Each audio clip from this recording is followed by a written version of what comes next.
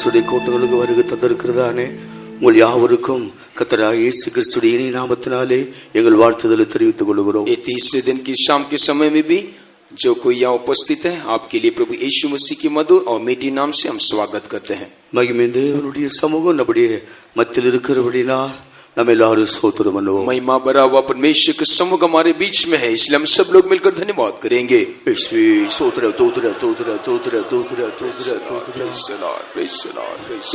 இந்த மாத வேளையிலும் கர்த்தர் நம்மோடு பேசும்படியாக நம்ம எல்லாரும் ஸ்தோத்திரம் பண்ணுவோம். इस शाम के समय में भी प्रभु अपने वचन से प्रभु हमसे बात करने के लिए हम धन्यवाद करेंगे.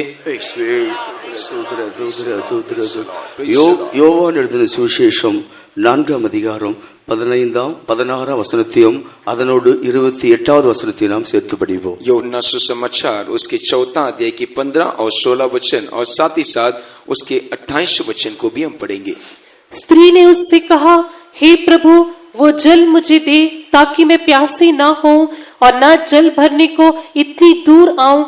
यीशु ने उससे कहा, जा अपने पति को यहाँ बुला ला. तब स्त्री अपना घड़ा छोड़कर नगर में चली गई और लोगों से कहने लगी. அந்த ஸ்திரீ அவரை நோக்கி, ஆண்டவரே, எனக்கு தாகம் உண்டாகாமலும் நான் இங்கே மொண்டு கொள்ள வராமல் இருக்கும்படி அந்த தண்ணீரை எனக்கு தர வேண்டும் என்றாள். இயேசு அவளை நோக்கி, நீ போய் உன் புருஷனை இங்கே அழைத்து கொண்டு வா என்றார். அப்பொழுது அந்த ஸ்திரீ தன் குடத்தை வைத்துவிட்டு ஊருக்குள்ளே போய் ஜனங்களை நோக்கி, தேவனுக்கு மகிமை உண்டாகட்டும். प्रभु की महिमा हो. இந்த ஸ்திரீயானவள் அந்த தண்ணீர் எனக்கு தா என்று இயேசுவிடத்திலே கேட்கிறாள். ये स्त्री जो है यीशु मसीह को देखकर वो जल मुझे दे कर वो कहती है. ஆரம்பத்தில் வாக்குவாதத்தில் ஈடுபட்ட இவள் ஆண்டவருடைய வார்த்தையினால் இழுக்கப்பட்டு அவருடைய வார்த்தைக்கு இவள் கீழ்ப்படுகிறாள். आरंभ में जो यीशु मसीह के साथ वाद विवाद कर रही थी, अब यीशु मसीह का वो वचन उसको विवश किया. अब वो उस जल को ये मसीह से वो मांग रही है. ஆண்டவருடைய வார்த்தை வழங்கிக் கொண்ட இவள் அவரை ஆண்டவர் என்றும் தீர்க்கதரிசி என்றும் அவரை கிறிஸ்து என்றும் மேசியா என்றும் இப்படியெல்லாம் அவள் அறிக்கையிடுகிறாள். यीशु मसीह के वचन को वो सुनने के बाद, जानने के बाद उसको प्रभु होकर, भविष्यवक्ता होकर, मेसिया होकर, मसीह होकर वो इकरार करती है. கர்த்தராகிய இயேசு இந்த ஜீவ தண்ணீரை குறித்து பேசும் பொழுது அவைகளால் அவள் இழுக்கப்பட்டு, ஆண்டவரே அந்த தண்ணீரை எனக்கு தாரும் என்று இவள் கேட்கிறாள். यीशु मसीह वो जीवन के जल के बारे में जब उसको कहा, वो सारे वचन उसको विवश किया और वो यीशु मसीह को देखकर, हे प्रभु, मुझे वो जल दे करके वो कहती है. இந்த இடத்திலே வந்து தண்ணீர் மொண்டு கொள்ளாமல் நான் தாக தீர்க்கபடி அந்த தண்ணீர் எனக்கு தர வேண்டும் என்று அவள் கேட்கிறாள். यहाँ वो यीशु मसीह के साथ पूछती है कि मैं जल भरने को इतना दूर न आऊं, इसीलिए मुझे वो जल दे. அடுத்து ஆண்டவர் அவளுக்கு கொடுக்கிற பதில், சரி நீ போய் உன் புருஷனை இங்கே அழைத்து கொண்டு வா என்று சொல்லுகிறார். इसके लिए प्रभु यीशु मसीह उसको दिया हुआ जवाब, ठीक है, तू अब यहाँ से जा और तू अपने पति को बुला ला. ऐसे प्रभु उसको कहकर भेजता है. தேவனுடைய ராஜ்யத்துக்கு ஆயத்தப்படுவதற்கு ஒருவருக்கும் யாரும் தடை இல்லை. प्रभु के राज्य के लिए जो कोई तैयार होना चाहते हैं, उनके लिए कोई रुकावट होकर नहीं रह सकता. தேவனுடைய ராஜ்யத்துக்கு போவதற்கு மனைவி புருஷனுக்கு தடையாக இருக்க முடியாது. एक परमेश्वर के राज्य में जाने के लिए एक पत्नी एक पति के लिए रुकावट होकर नहीं रह सकती. அல்லாவிட்டால் மனைவிக்கு புருஷன் தடையாகவும் இருக்க முடியாது. नहीं तो पति के लिए पत्नी भी रुकावट होकर नहीं रह पाएगी. பிள்ளைகள் பெற்றோருக்கு தடையாகவும் நிற்க முடியாது.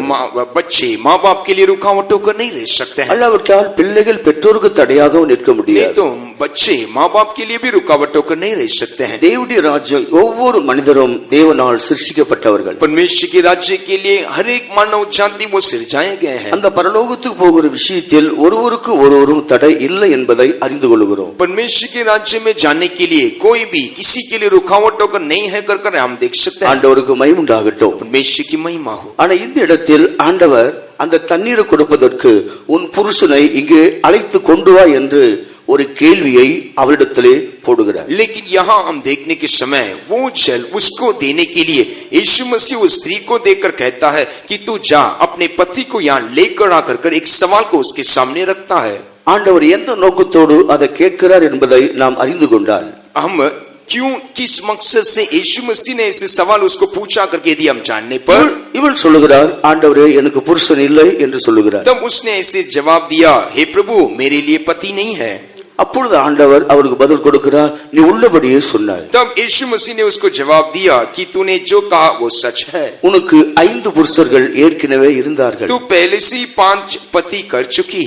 ஆனால் இப்போது ஒருவன் இருக்கிறான், ஆனாலும் அவன் உனக்கு புருஷன் அல்ல, இதை உள்ளபடியே சொன்னாய் என்று இயேசு சொல்லுகிறார். जिसके पास अब तू रहती है वो तेरा पति नहीं, इसीलिए जो तूने कहा वो सच है.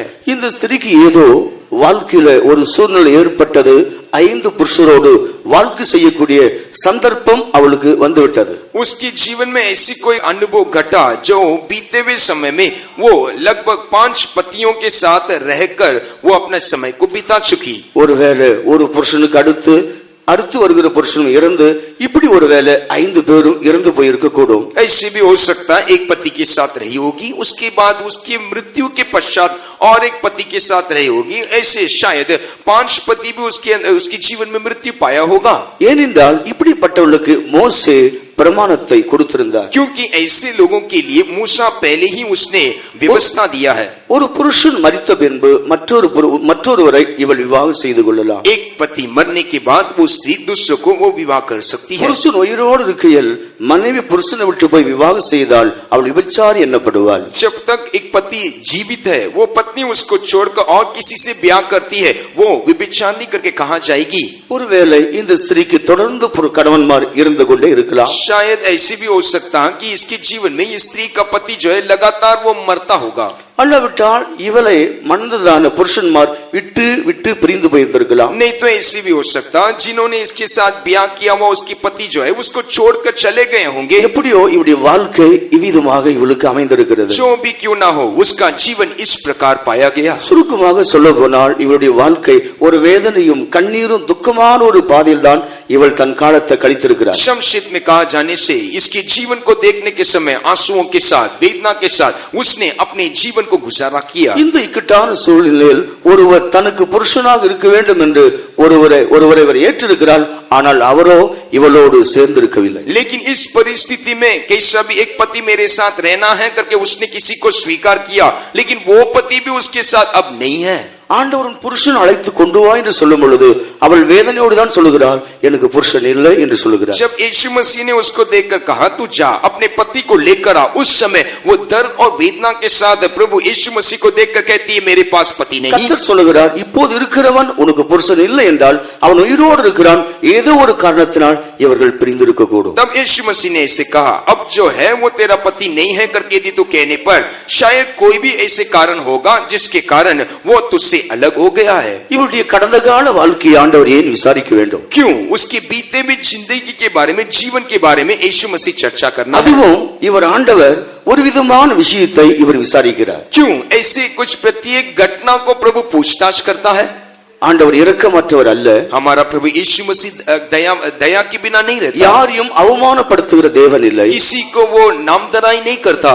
அவர் யாரையும் வேதனைப்படுத்தக்கூடிய ஆண்டவர் இல்லை. किसी को वो दर्द भी नहीं देता है. அவர் கேட்பதற்கு ஒரு நோக்கம் இருந்தது. यदि यीशु मसीह एक सवाल पूछता है तो उसके लिए एक मकसद இவள் ஜீவ रहेगा. தண்ணீரை கேட்கிறாளே, அதை இவளுக்கு கொடுப்பதற்கு இவள் தகுதியாக்கப்பட வேண்டும். जो जीवन का जल को वो मांगती है वो जल को उसको देने के लिए उसके भीतर जो योग्यता चाहिए वो योग्यता को प्राप्त करना அந்த है. ஜீவ தண்ணீருக்கு இவள் தகுதியாக்கப்பட்டால் அதை கொடுக்கலாம் என்கிற அதன் நோக்கத்தோடு தான் ஆண்டவர் கேட்கிறார். वो जीवन का जल को उसको देना है. यदि वो योग्यता पाने पर उसको वो जल को देने के लिए ही यीशु मसीह ने ऐसे सवाल को पूछा. என்று கேட்டால் இவளுக்குள் இருக்கிற பாவங்களோடு இந்த ஜீவ தண்ணீரை இவள் பருக கூடாது, குடிக்க கூடாது. उसका कारण क्या है? उसके भीतर रहने वाले पाप के साथ उसे वो जल जो है दिया नहीं जा सकता. அவள் வாழ்க்கையில் ஆண்டவர் ஒரு அறிக்கையை எதிர்பார்த்தார். उसके जीवन में प्रभु यीशु मसीह एक इकरार को चाहता था. அவர் அறிக்கையை எதிர்பார்த்தார். அவள் இருதயத்தில் உள்ளதை உள்ளபடியே ஆண்டவருக்கு சொல்லிவிட்டார். जब यीशु मसीह उसके भीतर एक इकरार को चाहता था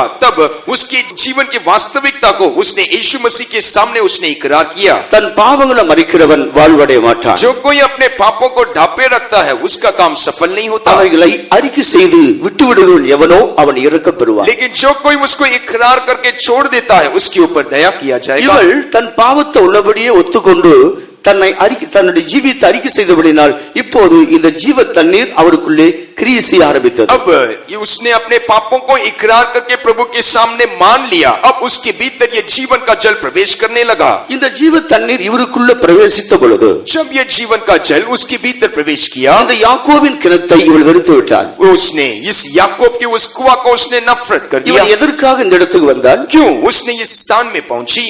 தான் பிழைப்பதற்காக தண்ணீர் எடுக்கும்படியாக இங்கே வந்திருக்கிறார்। वो पानी लेने के लिए, कैसे भी जीवन गुजारा करने के लिए वहीं स्थान पहुंची। இவளுக்குள்ள ஒரு நல்ல அறிக்கை உண்டாகி ரட்சிப்பு உள்ள பிரவேசித்த உடனே இந்த ஜீவ தண்ணீர் அவளுக்குள் கிரியை ஆரம்பித்தது।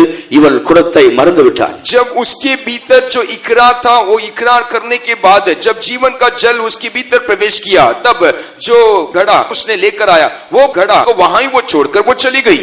28வது வசனத்துல வாசிக்கிறது போல தான் கொண்டு வந்த தண்ணீர் குடத்தை அங்கே அவள் வைத்து விட்டு வீட்டுக்கு திரும்பி போகிறாள்। वहां आप 28वें वचन में देखने के समय जो घड़ा वो पानी भरने के लिए लेकर आई, उसको उस नगर में ही छोड़कर वो चली गई। இதுவரைக்கும் இவள் சுமந்து கொண்டு போய் குடித்து பிழைத்த இந்த தண்ணீரை அவள் வெறுக்க ஆரம்பிக்கிறாள்। अब तक जो घड़ा उठाकर पानी पी रही थी, उस घड़ा को अभी वो नफरत करके वो छोड़ दी है। இந்த குடத்தையும் கூட அவள் வீட்டுக்கு கொண்டு போகவில்லை। अभी ये घड़ा को भी उसने वापस अपने घर नहीं ले गई। இதுவரைக்கும் இந்த பாத்திரம் இவளை பிழைப்பட்டு கொண்டு வந்தது। अब तक ये बर्तन उसका जीवन गुजारा के लिए सहायता किया। அந்த பாத்திரத்தை வைத்துவிட்டு நேராக வீட்டுக்கு போகாமல் அவள் ஊருக்கு போகிறாள்। अब ये घड़ा को, ये बर्तन को वो वहां ही छोड़कर वो अपने घर नहीं लौटी, बल्कि वो नगर के भीतर जा रही है। தண்ணீர் எடுத்து வீட்டுக்கு போகும்படியாக தான் புறப்பட்டு வந்தாள்। लेकिन वो आने के समय वो पानी लेकर घड़ा के साथ घर जाने के लिए आई थी। ஆனா இப்பொழுது குடத்தை அங்கே வைத்துவிட்டு வீட்டுக்கு அல்ல அவள் ஊருக்குள்ளே போய் பிரவேசிக்கிறாள்। लेकिन अब ये स्त्री को देख सकते हैं कि उसने इस घड़ा को वहां ही छोड़कर घर नहीं गई, बल्कि वो नगर के भीतर प्रवेश कर रही है। இவள் ஊருக்குள்ளே போய் பிரவேசிப்பதற்கு ஒரு காரணம் இருந்தது। ये नगर के भीतर प्रवेश करने का एक कारण है। இதுவரைக்கும் இவள் தனக்காகவே வாழ்ந்து கொண்டிருந்தாள்। अब तक ये अपने लिए, स्वार्थ के लिए वो जीवन बिता रही है। தன் குடும்பத்துக்காகவே பிழைத்துக் वो கொண்டிருந்தாள்। अपने परिवार के लिए मेहनत कर रही थी। ஆனால் இப்பொழுது இவள் ஊருக்குள் போய் மற்றவர்களும் ஆண்டவர் அறிந்து கொள்ளும்படி சாட்சி சொல்லுகிறார்। लेकिन अब वो नगर के भीतर प्रवेश कर दूसरे लोग यीशु मसीह के बारे में जानना है करके वो परिश्रम कर रही है। அந்த பழைய ஏற்பாட்டினுடைய பிரமாணங்கள் ஒழுங்குடைய அந்த தண்ணீர் அவளுக்கு வெறுப்பாய் மாறிவிட்டது। पुराने नियम के अनुसार रहने वाले वो जल अब वो उसको नफरत करने लगी। யாக்கோபுடைய கிணறு என்பது பழைய ஏற்பாட்டு பிரமாணங்கள் ஒழுங்குகள்। याकूब का कुआं करके कहने के समय वो पुराने नियम की विधि और व्यवस्था को दिखाता है। கர்த்தராக இயேசு வெளிப்படும் வரைக்கும் பழைய ஏற்பாட்டு பிரமாணங்கள் நியமங்கள் உயிர் கொண்டிருந்தது। जब तक यीशु मसीह जी नहीं उठा तब तक वो पुराने नियम के हर एक विधियां वो जीवित रहा। அந்த பிரமாணங்களை கற்பனைகள் தன் சரீரத்தில் ஏற்றுக்கொண்டு அந்த நியாய பிரமாணத்துக்காக சரீரத்திலே அவர் கொலை உண்டார்। वो सारे विधियों को उसने अपने शरीर में उठाकर उस विधि और व्यवस्था के लिए वो अपने शरीर में मार डाला गया। நியாய பிரமாணத்து நிமித்தம் அவர் மரித்து ஒரு அன்பின் பிரமாணத்தை சபைக்குள்ளே ஸ்தாபித்தார்। उस व्यवस्था के लिए वो अपने आप को मारकर मरकर वो कलीसिया के भीतर एक प्रेम का व्यवस्था को लेकर आया। இந்த தண்ணீரை குடிக்கிறவனுக்குள்ளே ஜீவகாலம் எல்லாம் ஒரு நீருற்று ஊறும் என்று கர்த்தர் 14 வசனத்தில் சொன்னது போல் 14 वचन में जो कोई इस जल को पीता उसके भीतर एक सोता उमड़ता करके जैसे प्रभु यीशु मसीह ने कहा। இவளுக்குள்ள ஒரு நல்ல அறிக்கை வந்த உடனே இந்த தண்ணீர் கிரியை செய்ய ஆரம்பிச்சது, ரட்சிப்பு உண்டானது। ஆனா பழைய வாழ்க்கையை இவள் மறக்கிறாள்। लेकिन जब उसने इस बात को इकरार किया, उसके भीतर उद्धार आया, जल उसके भीतर प्रवेश किया और उसने अपने पुराने जीवन को पूरी रीति से भूल गई। பழைய வாழ்க்கையை மறந்து பழைய தாகம் அடங்கப்பட்டு இன்னொரு புதிய தாகம் அவளுக்குள்ளே உண்டாயிவிட்டது। उसका पुराना जीवन समाप्त हो गया, पुराना प्यास रुक गया, एक नया जीवन आरंभ हो गया। அவளுக்குள்ளே அந்த ஊற்று பிளக்கப்பட்டு ஒரு புதிய தாகம் உண்டாகி தன்னை போல் மற்றவர்களும் ஆண்டவர் அறிய வேண்டும் என்று சொல்லி இவள் போய் சாட்சி கொடுக்கிறார்। उसके भीतर एक सोता उठा और उसने अपने समान दूसरे भी उद्धार पाना चाहिए करके वो नगर के भीतर दूसरों के लिए उस समाचार बताती है। அதே அதிகாரத்தினுடைய 39ஆம் வசனத்தை நாம் படிக்கும் பொழுது उसी अध्याय के 39 वचन को पढ़ने के समय நான் செய்த யாவற்றையும் ஒருவர் எனக்கு அறிவித்துட்டார்। मैं जो कुछ किया सब कुछ एक व्यक्ति मुझे बता दिया। அவர் மேசியாதானோ வந்து பாருங்கள் என்று அவள் ஊராரை அழைக்கிறார்। वो नगर के निवासियों को जाकर ऐसे कहती है, क्या वो मेसिया है, आप आकर देखो। இந்த ஸ்திரீ சொன்ன சாட்சியை கேட்டு ஊர் மக்கள் பலரும் விசுவாசத்தை இயேசு கிறிஸ்து மேல் வைத்துக் கொண்டார்கள்। जो कोई गवाही उसने इस स्त्री ने दिया उसके ऊपर विश्वास रखकर उस नगर के हर एक निवासी यीशु मसीह के पास आए। ஆண்டவரை எதிர்த்த இவள் ஆண்டவருக்கு அடிமையாகி ஆண்டவரை பற்றி அறிவிக்க சாட்சி கொடுக்க இவள் தாகம் கொண்டாள். यीशु मसीह को सामना किया हुआ वाद विवाद किया हुआ यही स्त्री अब मसीह का गुलाम होकर मसीह का गवाह होकर यहाँ बनी। இவளுக்குள் உண்டான அந்த தாகமானது ஊர் மக்கள் அனைவரையும் இழுத்து கொண்டு வரும்படியாக செய்தது. इसके भीतर रहने वाला वो प्यास जो है नगर के हरेक निवासियों को गांव के लोगों को वे भी प्यासे होकर उसके पीछे वे भी आ गए। ஊர் மக்களோடு தனிப்பட்ட விதத்தில் பேசி எடுத்து யாவரையும் திரளாக ஆண்டவருக்கு கொண்டு வந்து சேர்க்கிறார். व्यक्तित्व से गांव के हरेक लोगों के साथ उसने बातचीत किया और उनको यीशु मसीह के पास वो लेकर आई। ரட்சிப்படைந்த ஒரு மனிதனுக்குள் ஜீவ தண்ணீரின் ஊற்று பிளக்கப்பட்டால் அவன் தன்னையும் தன் குடும்பத்தையும் முக்கியப்படுத்துவதை விட்டு கர்த்தருக்காகவே அவன் ஜீவிக்க தன்னை முன்வைப்பான். उद्धार का सोता यदि एक व्यक्ति के भीतर आने के समय वो अपना और अपने परिवार को देने वाला उस मुख्यता को छोड़कर उद्धार पाने के लिए लोगों के प्रति वो पहला स्थान देगा। உலக வாழ்க்கைக்கு சம்பந்தப்பட்ட தாகங்கள் தீர்க்கப்பட்டு ஒரு ஆவிக்குரிய தாகம் இவளுக்குள்ளே உண்டாகிவிட்டது. संसार के बातों के प्रति रहने वाला वो प्यास को छोड़कर एक आत्मिक प्यास इसके भीतर आ गया।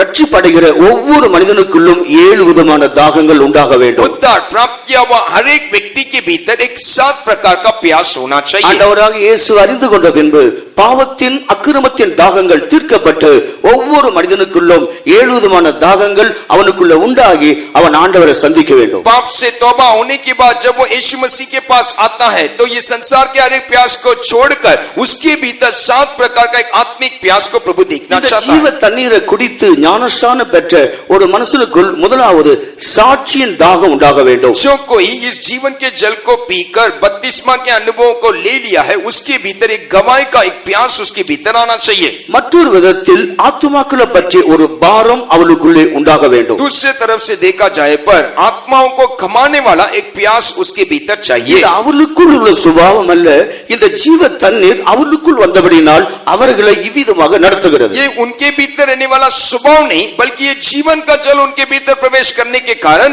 ये अनुभव उनके भीतर आता है। ரட்சிப்படைந்த தேவனுடைய பிள்ளைகள் கொடுக்கிற சாட்சியிலே 3 அம்சங்கள் அமைய வேண்டும். जो उद्धार पाए हैं उनके भीतर दिया जाने वाला गवाही में 3 गुण पाया जाना चाहिए। அந்த 3 அம்சங்களிலும் தெய்வ நாமமே மகிமைப்படுகிறது. वो 3 गुणों में भी केवल यीशु मसीह का नाम ऊंचा किया जाता है। ரட்சிக்கப்பட்ட ஒரு மனிதன் கொடுக்கிற சாட்சியில் முதல் அம்சம் தன்னை குறித்தும் தன் பாவத்தை குறித்தும் தன் ரட்சிப்பு குறித்தும் அவன் வெளிப்படுத்தி தேவனுடைய நாமத்தை மகிமைப்படுத்த வேண்டும். जो गवाही देता है उद्धार प्राप्त किया हुआ व्यक्ति के भीतर रहने वाला पहला गुण वो अपने पाप के बारे में अपने बीता हुआ जीवन में कैसे उसने उद्धार किया उसके बारे में वो बोलेगा। இந்த ஸ்திரியானவள் அந்த சமாரிய நாட்டில் கொடுத்த அந்த சாட்சியானது நான் செய்த எல்லா பாவங்களையும் அவர் வெளியரங்கமாக்கினார் என்று அவள் செய்த குற்றங்களை சாட்சியாக அறிவிக்கிறார். ये समरी स्त्री जो है अपने गांव में जाकर वह कहती है कि मैंने जो कुछ किया उसका मतलब मेरे किया हुआ हर एक पाप को प्रकट किया है करके वो जाकर वहां कहती है। நாம் பெற்ற ரட்சிப்பை பூமி எங்கும் நம்மை காண்கிற யாவருக்கும்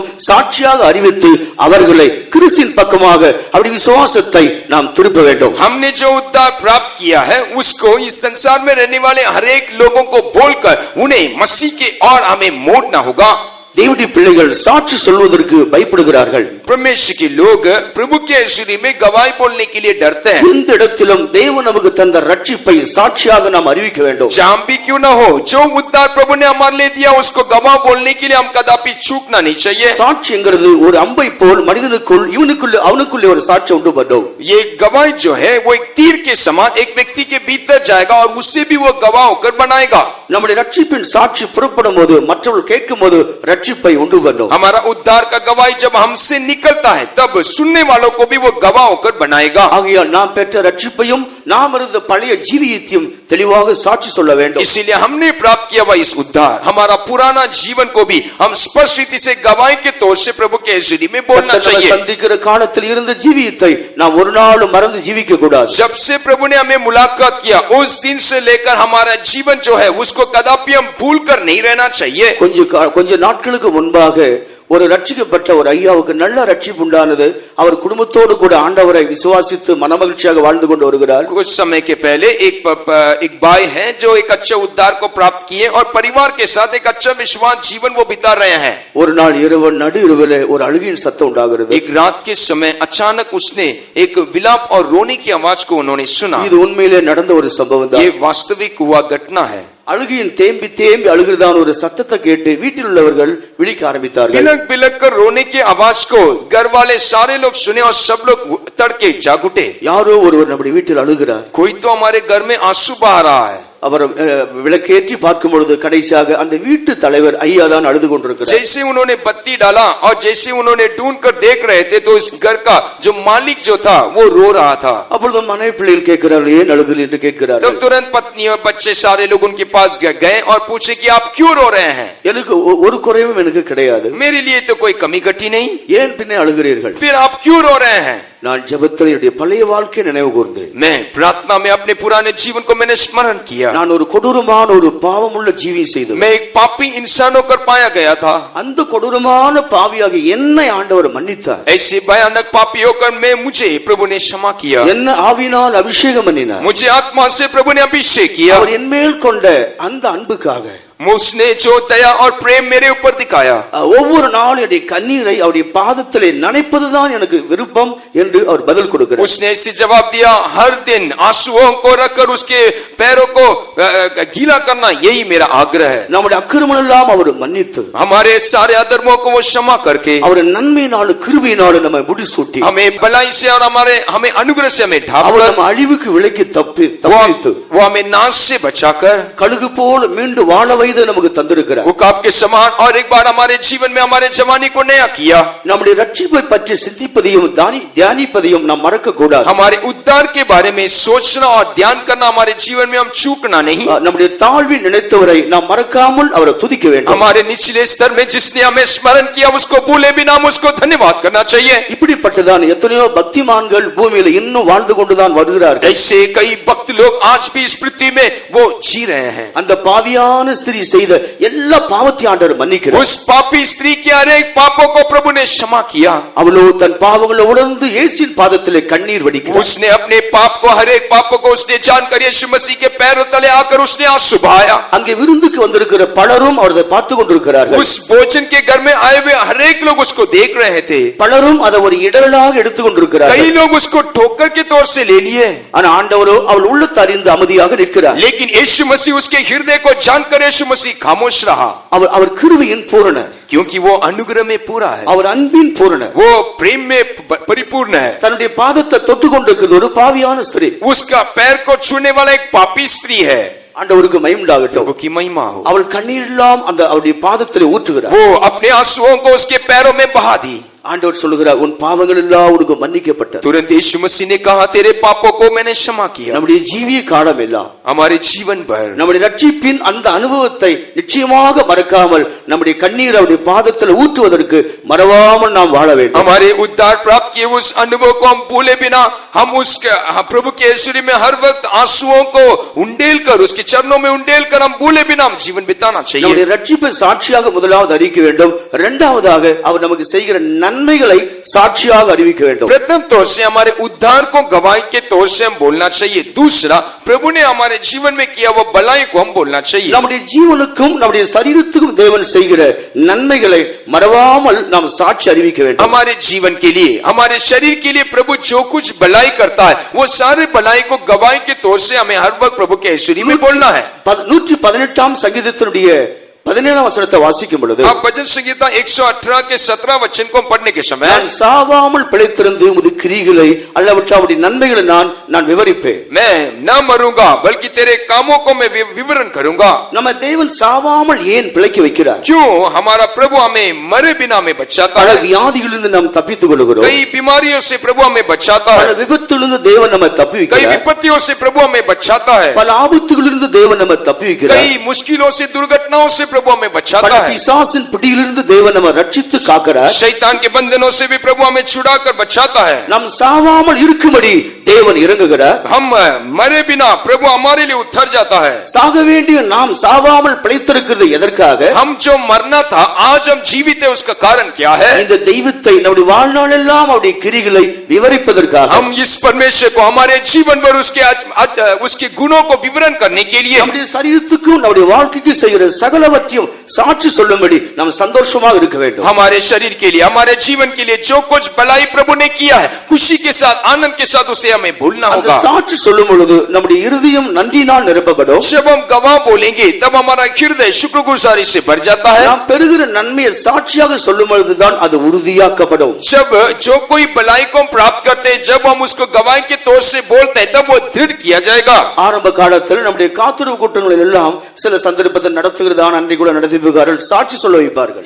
आरंभ के समय में जब कभी हम बात जोड़ने की सभा चलाए जाते हैं, तब हमारे संत लोग बात जोड़ने की सभा में गवाही बोलने के लिए रखते हैं। சில வேளையில் நாம் பெறுகிற நன்மைகள் நமக்கு சந்தேகமாக இருந்து கொண்டிருக்கும். कई बार जो भलाई को हम प्राप्त करते हैं, उसके प्रति हमारे अंदर कई शक आता है। அதை எழுந்து தைரியமாக சாட்சி சொல்லும் பொழுது அது உறுதியாக்கப்படுகிறது. जब हम हिम्मत के साथ खड़े रहकर उस भलाई को हम बोलेंगे, तब वो स्थिर किया जाएगा। இந்த 12 வயதுமாக பாடுபட்ட இந்த சிறுடி வியாதி நீங்கினது என்பது எதனால் உறுதி செய்யப்பட்டது? अभी 12 साल तक ये बहन के भीतर रहा हुआ उस बीमारी कैसे वो पूरी तरह से निकल गया कर कैसे दिख सकता है? ஜனத்துக்கு முன்பாக வந்து ஆண்டவரை பற்றி சாட்சி சொன்ன பொழுதுதான் அது நிவர்த்தி, அது முடிவுக்கு வந்தது. जब उसने प्रभु के लोगों के सामने प्रभु के किया वो उस काम के बारे में गवाही बोला, तो उसके लिए एक अंत हो गया। தன்னில் சுகமானதை அவள் உணர்ந்தாலோ, उसके भीतर उस चंगाई को उसने अनुभव करने से भी அது உண்மை என்பதை ஆண்டவர் தன்னுடைய நாவினால் உறுதியாக்கினார். वो सच है करके प्रभु अपने होठों से उसको स्थिर किया। உனக்கு தேவன் செய்கிற நன்மையை நீ சாட்சி சொல்லாமல் இருக்க வரைக்கும்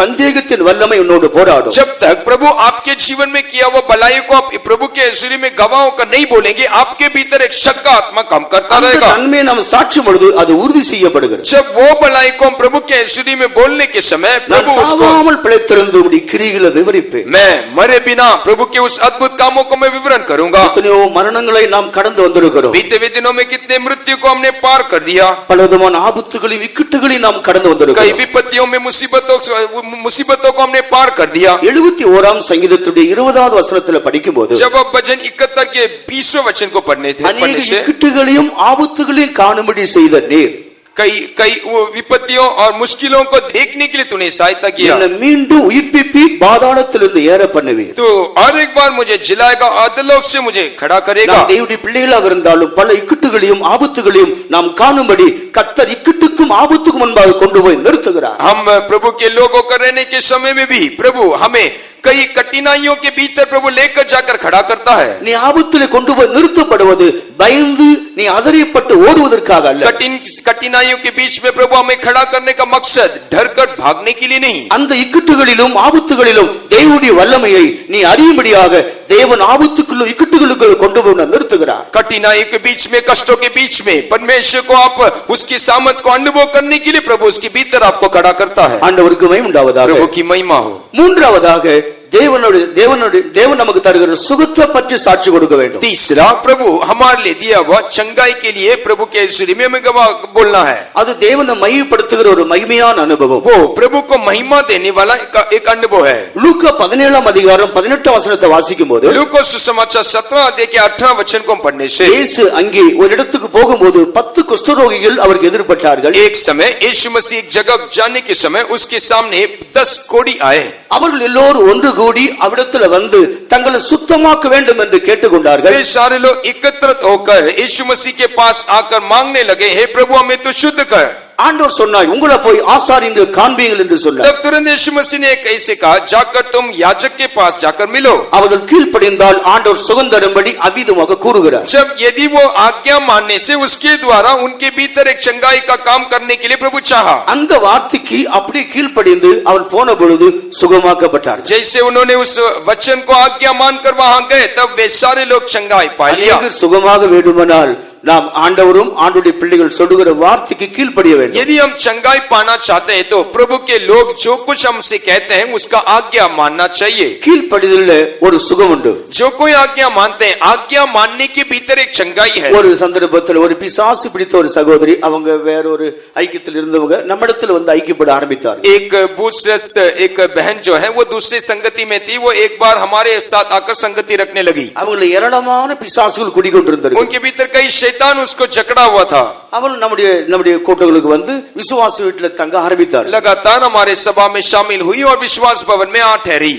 அவர்கள் அந்த பிசாசின் வல்லமையினால் அலக்களிக்கப்படும் போது யாவரும் பயப்படக்கூடிய விதத்தில் சத்தம் உண்டாகும். जब शैतान उसको सताता था तो उसको देखने वाले हर एक लोग डर जाते थे। புதன்கிழமை காலையில் ஒரு நாள் உபவாச ஜெபத்துக்கு வந்தார்கள். बुधवार की सुबह के उस उपवास प्रार्थना में आई। உபவாச ஜெபம் முடிந்த பின்பு என்னிடத்தில் வந்து நான் இங்கே இருக்கிறேன், சாயங்காலம் வேத பாட கூட்டத்துக்கு இருக்க வேண்டும் என்று கேட்டார். तुरंत उन्होंने कहा उपवास प्रार्थना होने के बाद शाम के बाइबल अध्ययन में मैं शामिल होना चाहती हूँ, इसलिए मैं फेतो में ठहरती हूँ करके उसने कहा। அவர்களுக்கு சொல்லப்பட்ட ஒரு வார்த்தை, இன்றைக்கு நீங்கள் வீட்டுக்கு போக வேண்டும். तब उनको कहा गया हुआ एक वचन था, उनको एक बोला गया था कि आज आप घर लौट जाइए। அந்த தாய் பல பிசாசினால் பீடிக்கப்பட்டுள்ளா இருந்தாலும் அப்படியே அவங்க நடத்திப்புக்காரர்கள் கீழ்ப்படிவார்கள். उसके भीतर कई शैतान उसको जकड़े रहने से भी जो कुछ बोला जाता था वो वैसी ही बात मानती थी। அவங்க கீழ்ப்படிந்து வீட்டுக்கு போய்விட்டார். आज्ञा मानी और वैसे ही वो घर लौट गई। சுமார் ஒரு 2 மணி போல வீட்டில் போய் சேர்ந்தார்கள். அவர்கள் வந்து இருந்ததான களைப்பில் படுத்து தூங்க ஆரம்பித்தார். जैसे लगभग 2 बजे वो अपने घर लौटी और थके जाने के कारण वो घर जाकर 2 बजे अच्छा सो गई। அவங்களுடைய கீழ்ப்படிதலை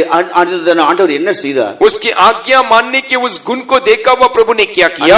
அவர்களுக்குள் இந்த அத்தனை பிசாசுகளை விரட்டி விட்டார். उसके भीतर रहा हुआ सारे शैतान को उस दिन प्रभु ने भगा दिया। தூங்குகிற அவளை தட்டி எழுப்பி அதனுடைய பெயருடைய பிசாசுடைய பெயர்களை சொல்லி, நான் இனிமேல் இருக்க மாட்டேன், நான் உன்னை விட்டு போகிறேன் என்று சொல்லி ஒவ்வொன்றாக பின்னுமாக சொல்லிவிட்டு போய்விட்டது. जो नींद अच्छा नींद में थी उसको जगाकर उसके भीतर रहा हुआ एक एक शैतान अपना नाम को बोल बोलकर वो हर एक बात अपना वो शैतान अपना नाम को बोलकर उसको छोड़कर वो चला गया। கீழ்ப்படிதலில் ஒரு பெரிய ஆசீர்வாதம் உண்டு. आज्ञा मानने में एक बड़ा आशीष पाया जाता है। ஆபிரகாமுடைய சந்ததி ஆசீர்வதிக்கப்பட்ட முக்கிய காரணம் என்ன? इब्राहिम का संतान आशीष पाने का मुख्य कारण क्या है? ஆண்டவர் அவன் அழைக்கும் பொழுது அப்படியே அவன் கீழ்ப்படிந்து ஆண்டவருடைய வார்த்தைக்கு ஒப்பு கொடுத்தார். जब प्रभु के ओर से वो बुलाया गया था उसने प्रभु के वाणी को वैसे ही मानकर उसने आज्ञा पालन किया। கீழ்ப்படிந்தால் நல்ல சுகம் கிடைக்கும். यदि प्रभु के लोग आज्ञा मानने से आप चंगाई को प्राप्त करोगे। நம்முடைய தேவன் நானே உன் பரிகாரி என்று வாக்கு கொடுத்திருக்கிறார். हमारा परमेश्वर इससे वायदा किया, मैं तुझे चंगा करने वाला ईश्वर हूँ। நமக்கு பாவத்திலிருந்து மாத்திரம் விடுதலை இல்ல, வியாதியிலிருந்து சுகம் உண்டு. हमारे लिए केवल पाप से छुटकारा नहीं बल्कि हमें बीमारी से भी एक छुटकारा है। வியாதிக்கு காரணம் பாவம்தான் மூலமாக இருக்கிறது. ये बीमारी का एक मूल कारण है वो पाप है। இயேசு பாவத்தையும் சுமந்தார், வியாதியையும் சுமந்தார். हमारे यीशु मसीह पाप को नहीं बल्कि बीमारी को भी उसने उठा लिया। நம்முடைய துக்கங்களையும் சுமந்தார், நம்முடைய வேதனைகளும் அவர் சுமந்தார். हमारे दुखों को भी उसने उठा लिया, हमारे दर्दों को भी उसने उठा लिया। பாவம் நம்ம விட்டு நீங்கும் போது வியாதியும் போய்விடுகிறது. इसीलिए जब पाप हमसे दूर होता है बीमारी भी हमसे दूर हो जाएगा। யாத்திராகமம் 15 அதிகாரம் 26 வசனத்தை வாசிக்கும் போது निर्गमन का पुस्तक 15 अध्याय के 28 वचन को पढ़ने அவருடைய से சத்தத்துக்கு கவனமாய் நீ செவி கொடுக்க வேண்டும். उसके वाणी को तो ध्यान से सुनने पर அவருடைய பார்வைக்கு நீ செம்மையானதெல்லாம் செய்ய வேண்டும். उसके नजर में जो ठीक है वो तो करने से அவருடைய கட்டளைகள் நியமங்கள் யாவையும் நீ கைக்கொள்ள வேண்டும். उसके सारे नियमों को तो पालन करने से அப்பொழுது நான் எகிப்திற்கு வரப்பண்ணின வியாதிகளில் ஒன்றி வரப்பண்ணேன். तब मिस्र के ऊपर डाला हुआ कोई भी बीमारी तेरे ऊपर नहीं आएगा। சமீப காலத்துல கொரோனா வைரஸ் எத்தனையோ மனிதர்களை அது அழித்துக் கொண்டே வந்தது. आप हाल में कोरोना वायरस को देख सकते हैं, कईयों को उसने नाश कर दिया। ஆனாலும் கர்த்தர் நம்மை உயிரோடு வைத்திருக்கிறார். लेकिन फिर भी प्रभु ने हमें जीवित रखा। எகிப்திற்கு வந்த அந்த வியாதினால் நாம் அழியாதபடி கர்த்தர் நமக்கு ஒரு பாதுகாவலாக இருந்தார். मिस्र के ऊपर आया वो बीमारी से हम नाश नहीं होना करके प्रभु हमारे लिए रक्षा करने वाला होकर ठहराया गया। நானே உன் பரிகாரியாகிய கர்த்தர். मैं ही तुझे चंगा करने वाला ईश्वर हूँ। சிருஷ்டிக்கப்பட்ட மனிதன் வியாதியா இருக்கிற தேவன் விரும்புகிறதில்லை. जो कोई मनुष्य प्रभु की ओर से सिरजाया गया वो बीमार रहना उसका मर्जी नहीं। எரேமியா 33 அதிகாரம் 6 வசனத்தை வாசிக்கும் போது यिर्मयाह भविष्यवक्ता का पुस्तक 33वां अध्याय के 6वां वचन में நான் அவளை ஆரோக்கியமாக்குவேன், मैं उसको चंगा करूंगा நான் சௌக்கியத்தை வரப்பண்ணுவேன், और उसके लिए एक आरोग्य அவளை குணமாக்குவேன், और उसको मैं पूरी तरह से चंगा करूंगा, சமாதானத்தை சத்தியத்தை நான் வெளிப்படுத்துவேன், उसको शांति और उसके लिए सच्चाई को प्रकट करूंगा। ஆண்டவரால் குணமாக்கப்படுகிற மனிதனுக்கு உள்ள மேன்மையானது प्रभु के ओर से जो चंगाई प्राप्त करता है उसका प्रसिद्ध क्या है? அவர் நம்ம சுகமாக்கி விட்டால் प्रभु यदि हमें चंगा करने से பூர்ண ஆரோக்கியம் உண்டாகிறது. हमारे लिए अच्छा तंदुरुस्ती रहेगा, முழு சௌக்கியத்தை நாம் பெற்றுக்கொள்கிறோம். पूरा चंगाई को हम हासिल करेंगे। அதோட பூர்ண சமாதானத்தை நாம் பெற்றுக்கொள்கிறோம். इतना ही नहीं पूरा शांति भी हमारे भीतर पाया जाएगा। அதோட சத்தியத்தையும் நாம் பெற்றுக்கொள்கிறோம். इतना ही नहीं हम सच्चाई को भी हासिल करेंगे, ஏனென்றால் இயேசு நமக்காக தழும்பு ஏற்றிருக்கிறார். क्योंकि हमारे यीशु मसीह हमारे खातिर वो गावों को उठाया है। ஏசாயா 53:5 வாசிக்கும் போது यशायाह भविष्यवक्ता का पुस्तक 53 का 5 में पढ़ने से தழும்புகளால் நாம் குணமாகிறோம். उसके कोड़े खाने से हम चंगे हो गए हैं। அந்த தழும்புகளை நாம் விசுவாசித்துக் கொண்டே இருக்க வேண்டும். जब हम उसके कोड़े को हम विश्वास करने से இயேசு நம்முடைய சுகத்துக்காக यीशु हमारे चंगाई के लिए நம்மை ஆரோக்கியமாக்கும்படியாக हमें चंगा करने के लिए அவருடைய உள்ளங்கால் தொடங்கி உச்சந்தல வரையிலும் அவர் காயப்பட்டிருக்கிறார், அடிபட்டிருக்கிறார். उसके पैरों तले उसके सर तक वो घायल किया गया, वो कुचला गया। அந்த தழும்புகளிலே சிந்துகிற ரத்தம் நம்மேல் சொரியுமானால் उसके घावों का वो लहू हमारे ऊपर आने पर நிச்சயமாக நாம் சுகமாக்கப்படுவோம். निश्चय हम चंगाई को हासिल करेंगे, ஏனென்றால் நம்முடைய பலவீனங்கள் வியாதிகள் யாவையும் அவர் சுமக்கிறவர். क्योंकि हमारे निर्बलता हमारे बीमारियों को वो आप अपने ऊपर उठा लिया। மத்தேயு 8:17 அப்படிதான் நாம் படிக்கிறோம். मत्ती सुसमाचार 8वां अध्याय के 17 वचन में हम वैसे ही पढ़ते हैं, பலவீனங்கள் யாவையும் அவர் ஏற்றிருக்கிறார். हमारे सारे निर्बलताओं को उसने आप ही अपने ऊपर उठा लिया। 1 பேதுரு 2:24 வாசிக்கும் போது पहला पत्रस 2 अध्याय के 24 वचन को पढ़ने से தழும்புகளால் குணமானீர்கள், उसके कोड़े खाने से हम चंगे हो गए हैं, தழும்புகளால் குணமாக்கப்பட்டிருக்கிறோம். उसके कोड़े खाने से हम चंगाई पा लिया। ஏனென்றால் இயேசுவுக்கு தழும்பு உண்டான பொழுது நம்முடைய வியாதி அவர் சுமந்திருக்கிறார். क्योंकि जब यीशु मसीह का शरीर में वो घाव को उठाया तब उसके कारण हमारा सारे बीमारी उसके ऊपर आ गया। தேவனுடைய பிள்ளைகள் சுகத்தை விரும்ப வேண்டும். प्रभु के लोग चंगाई को हासिल करना चाहिए। நமக்கு ஒரு நாள் மரணத்தை அவர் அனுமதிக்கிறவர் இல்லை. कभी हमारे जीवन में वो मृत्यु को अनुमति नहीं देगा। இந்த ஸ்திரீக்குள்ளே ஒரு சாட்சியின் ஆவி வந்துவிட்டது. उस स्त्री के भीतर एक गवाह का आत्मा आ गया है। அவள் பெற்ற ரட்சிப்பை சாட்சியாக அறிவிக்க ஆரம்பித்து விட்டார். उसने जो उद्धार को प्राप्त किया उसे वो गवाह के तौर से वो कहने लगी। இரண்டாவதாக ரட்சிப்படைந்த தேவனுடைய பிள்ளைகளுக்குள் உண்டாக வேண்டிய தாகம், दूसरा उद्धार प्राप्त किया हुआ प्रभु के लोगों के भीतर रहने वाला प्यास, பரிசுத்தாவின் அபிஷேகத்தை பற்றி ஒரு தாகம் உண்டாக வேண்டும். दूसरा पवित्र आत्मा के अभिषेक को प्राप्त करने वाला एक प्यास होना चाहिए। அதைத்தான் யோவான் 7 அதிகாரத்துடைய 37-38 வசனங்களை வாசிக்கும் போது उसके बारे में यूहन्ना सुसमाचार 7वां अध्याय के 37 और 38 वचन में पढ़ने से இயேசு பண்டிகையின் கடைசி நாளில் அவர் சத்தமிட்டு கூறுகிறார், वहां वो पर्व के आखिरी दिन में यीशु मसीह चिल्ला उठा, ஒருவன் தாகமாக இருந்தால் இடத்துக்கு வரக்கடவன், यदि कोई प्यासा है तो वो मेरे पास आ जाए, தாகமாக இருந்தால் ஜீவ தண்ணீரை வாங்கிக் கொள்ள கடவன். यदि कोई प्यासा है तो मैं उसके लिए जीवन का जल का नदियां दूंगा। அடுத்த வசனத்தில் வாசிக்கிறோம், அவர்கள் அடைய போகும் ஆவியை குறித்து இப்படி சொல்லி இருக்கிறார். और उसके अगला वचन में वे प्राप्त करने वाले आत्मा के बारे में हम देख सकते हैं। பரிசுத்தாவின் அபிஷேகத்தின் மேல் நமக்கு தாகம் உண்டாகதான் வேண்டும். हम पवित्र आत्मा के अभिषेक के ऊपर हमारे लिए प्यास होना चाहिए। அநேகர் ரட்சிக்கப்பட்டிருக்கிறார்கள், பல ஆண்டுகள் கடந்தாலும் தாகமற்றவர்களாக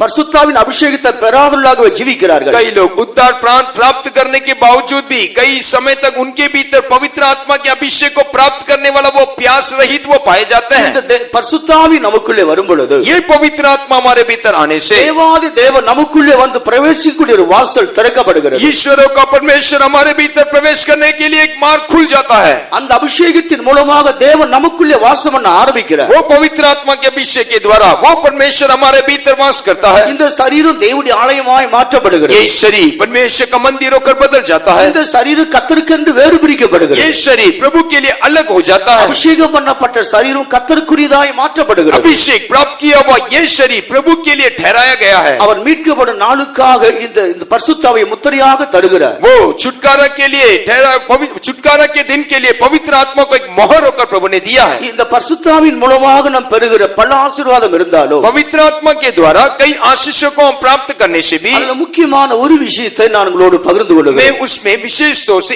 एक बात को आपके साथ चर्चा இந்த करना चाहता हूँ। பரிசுத்தாவின் அபிஷேகம் வரும்போதுதான் ஒரு மனிதன் சபையில் அவன் அங்கத்தினராய் அவன் ये ஏற்றுக்கொள்ளப்படுகிறான். पवित्र आत्मा के अभिषेक को एक व्यक्ति प्राप्त करने से ही कलीसिया में वो सदस्य होकर वो ग्रहण किया जाएगा।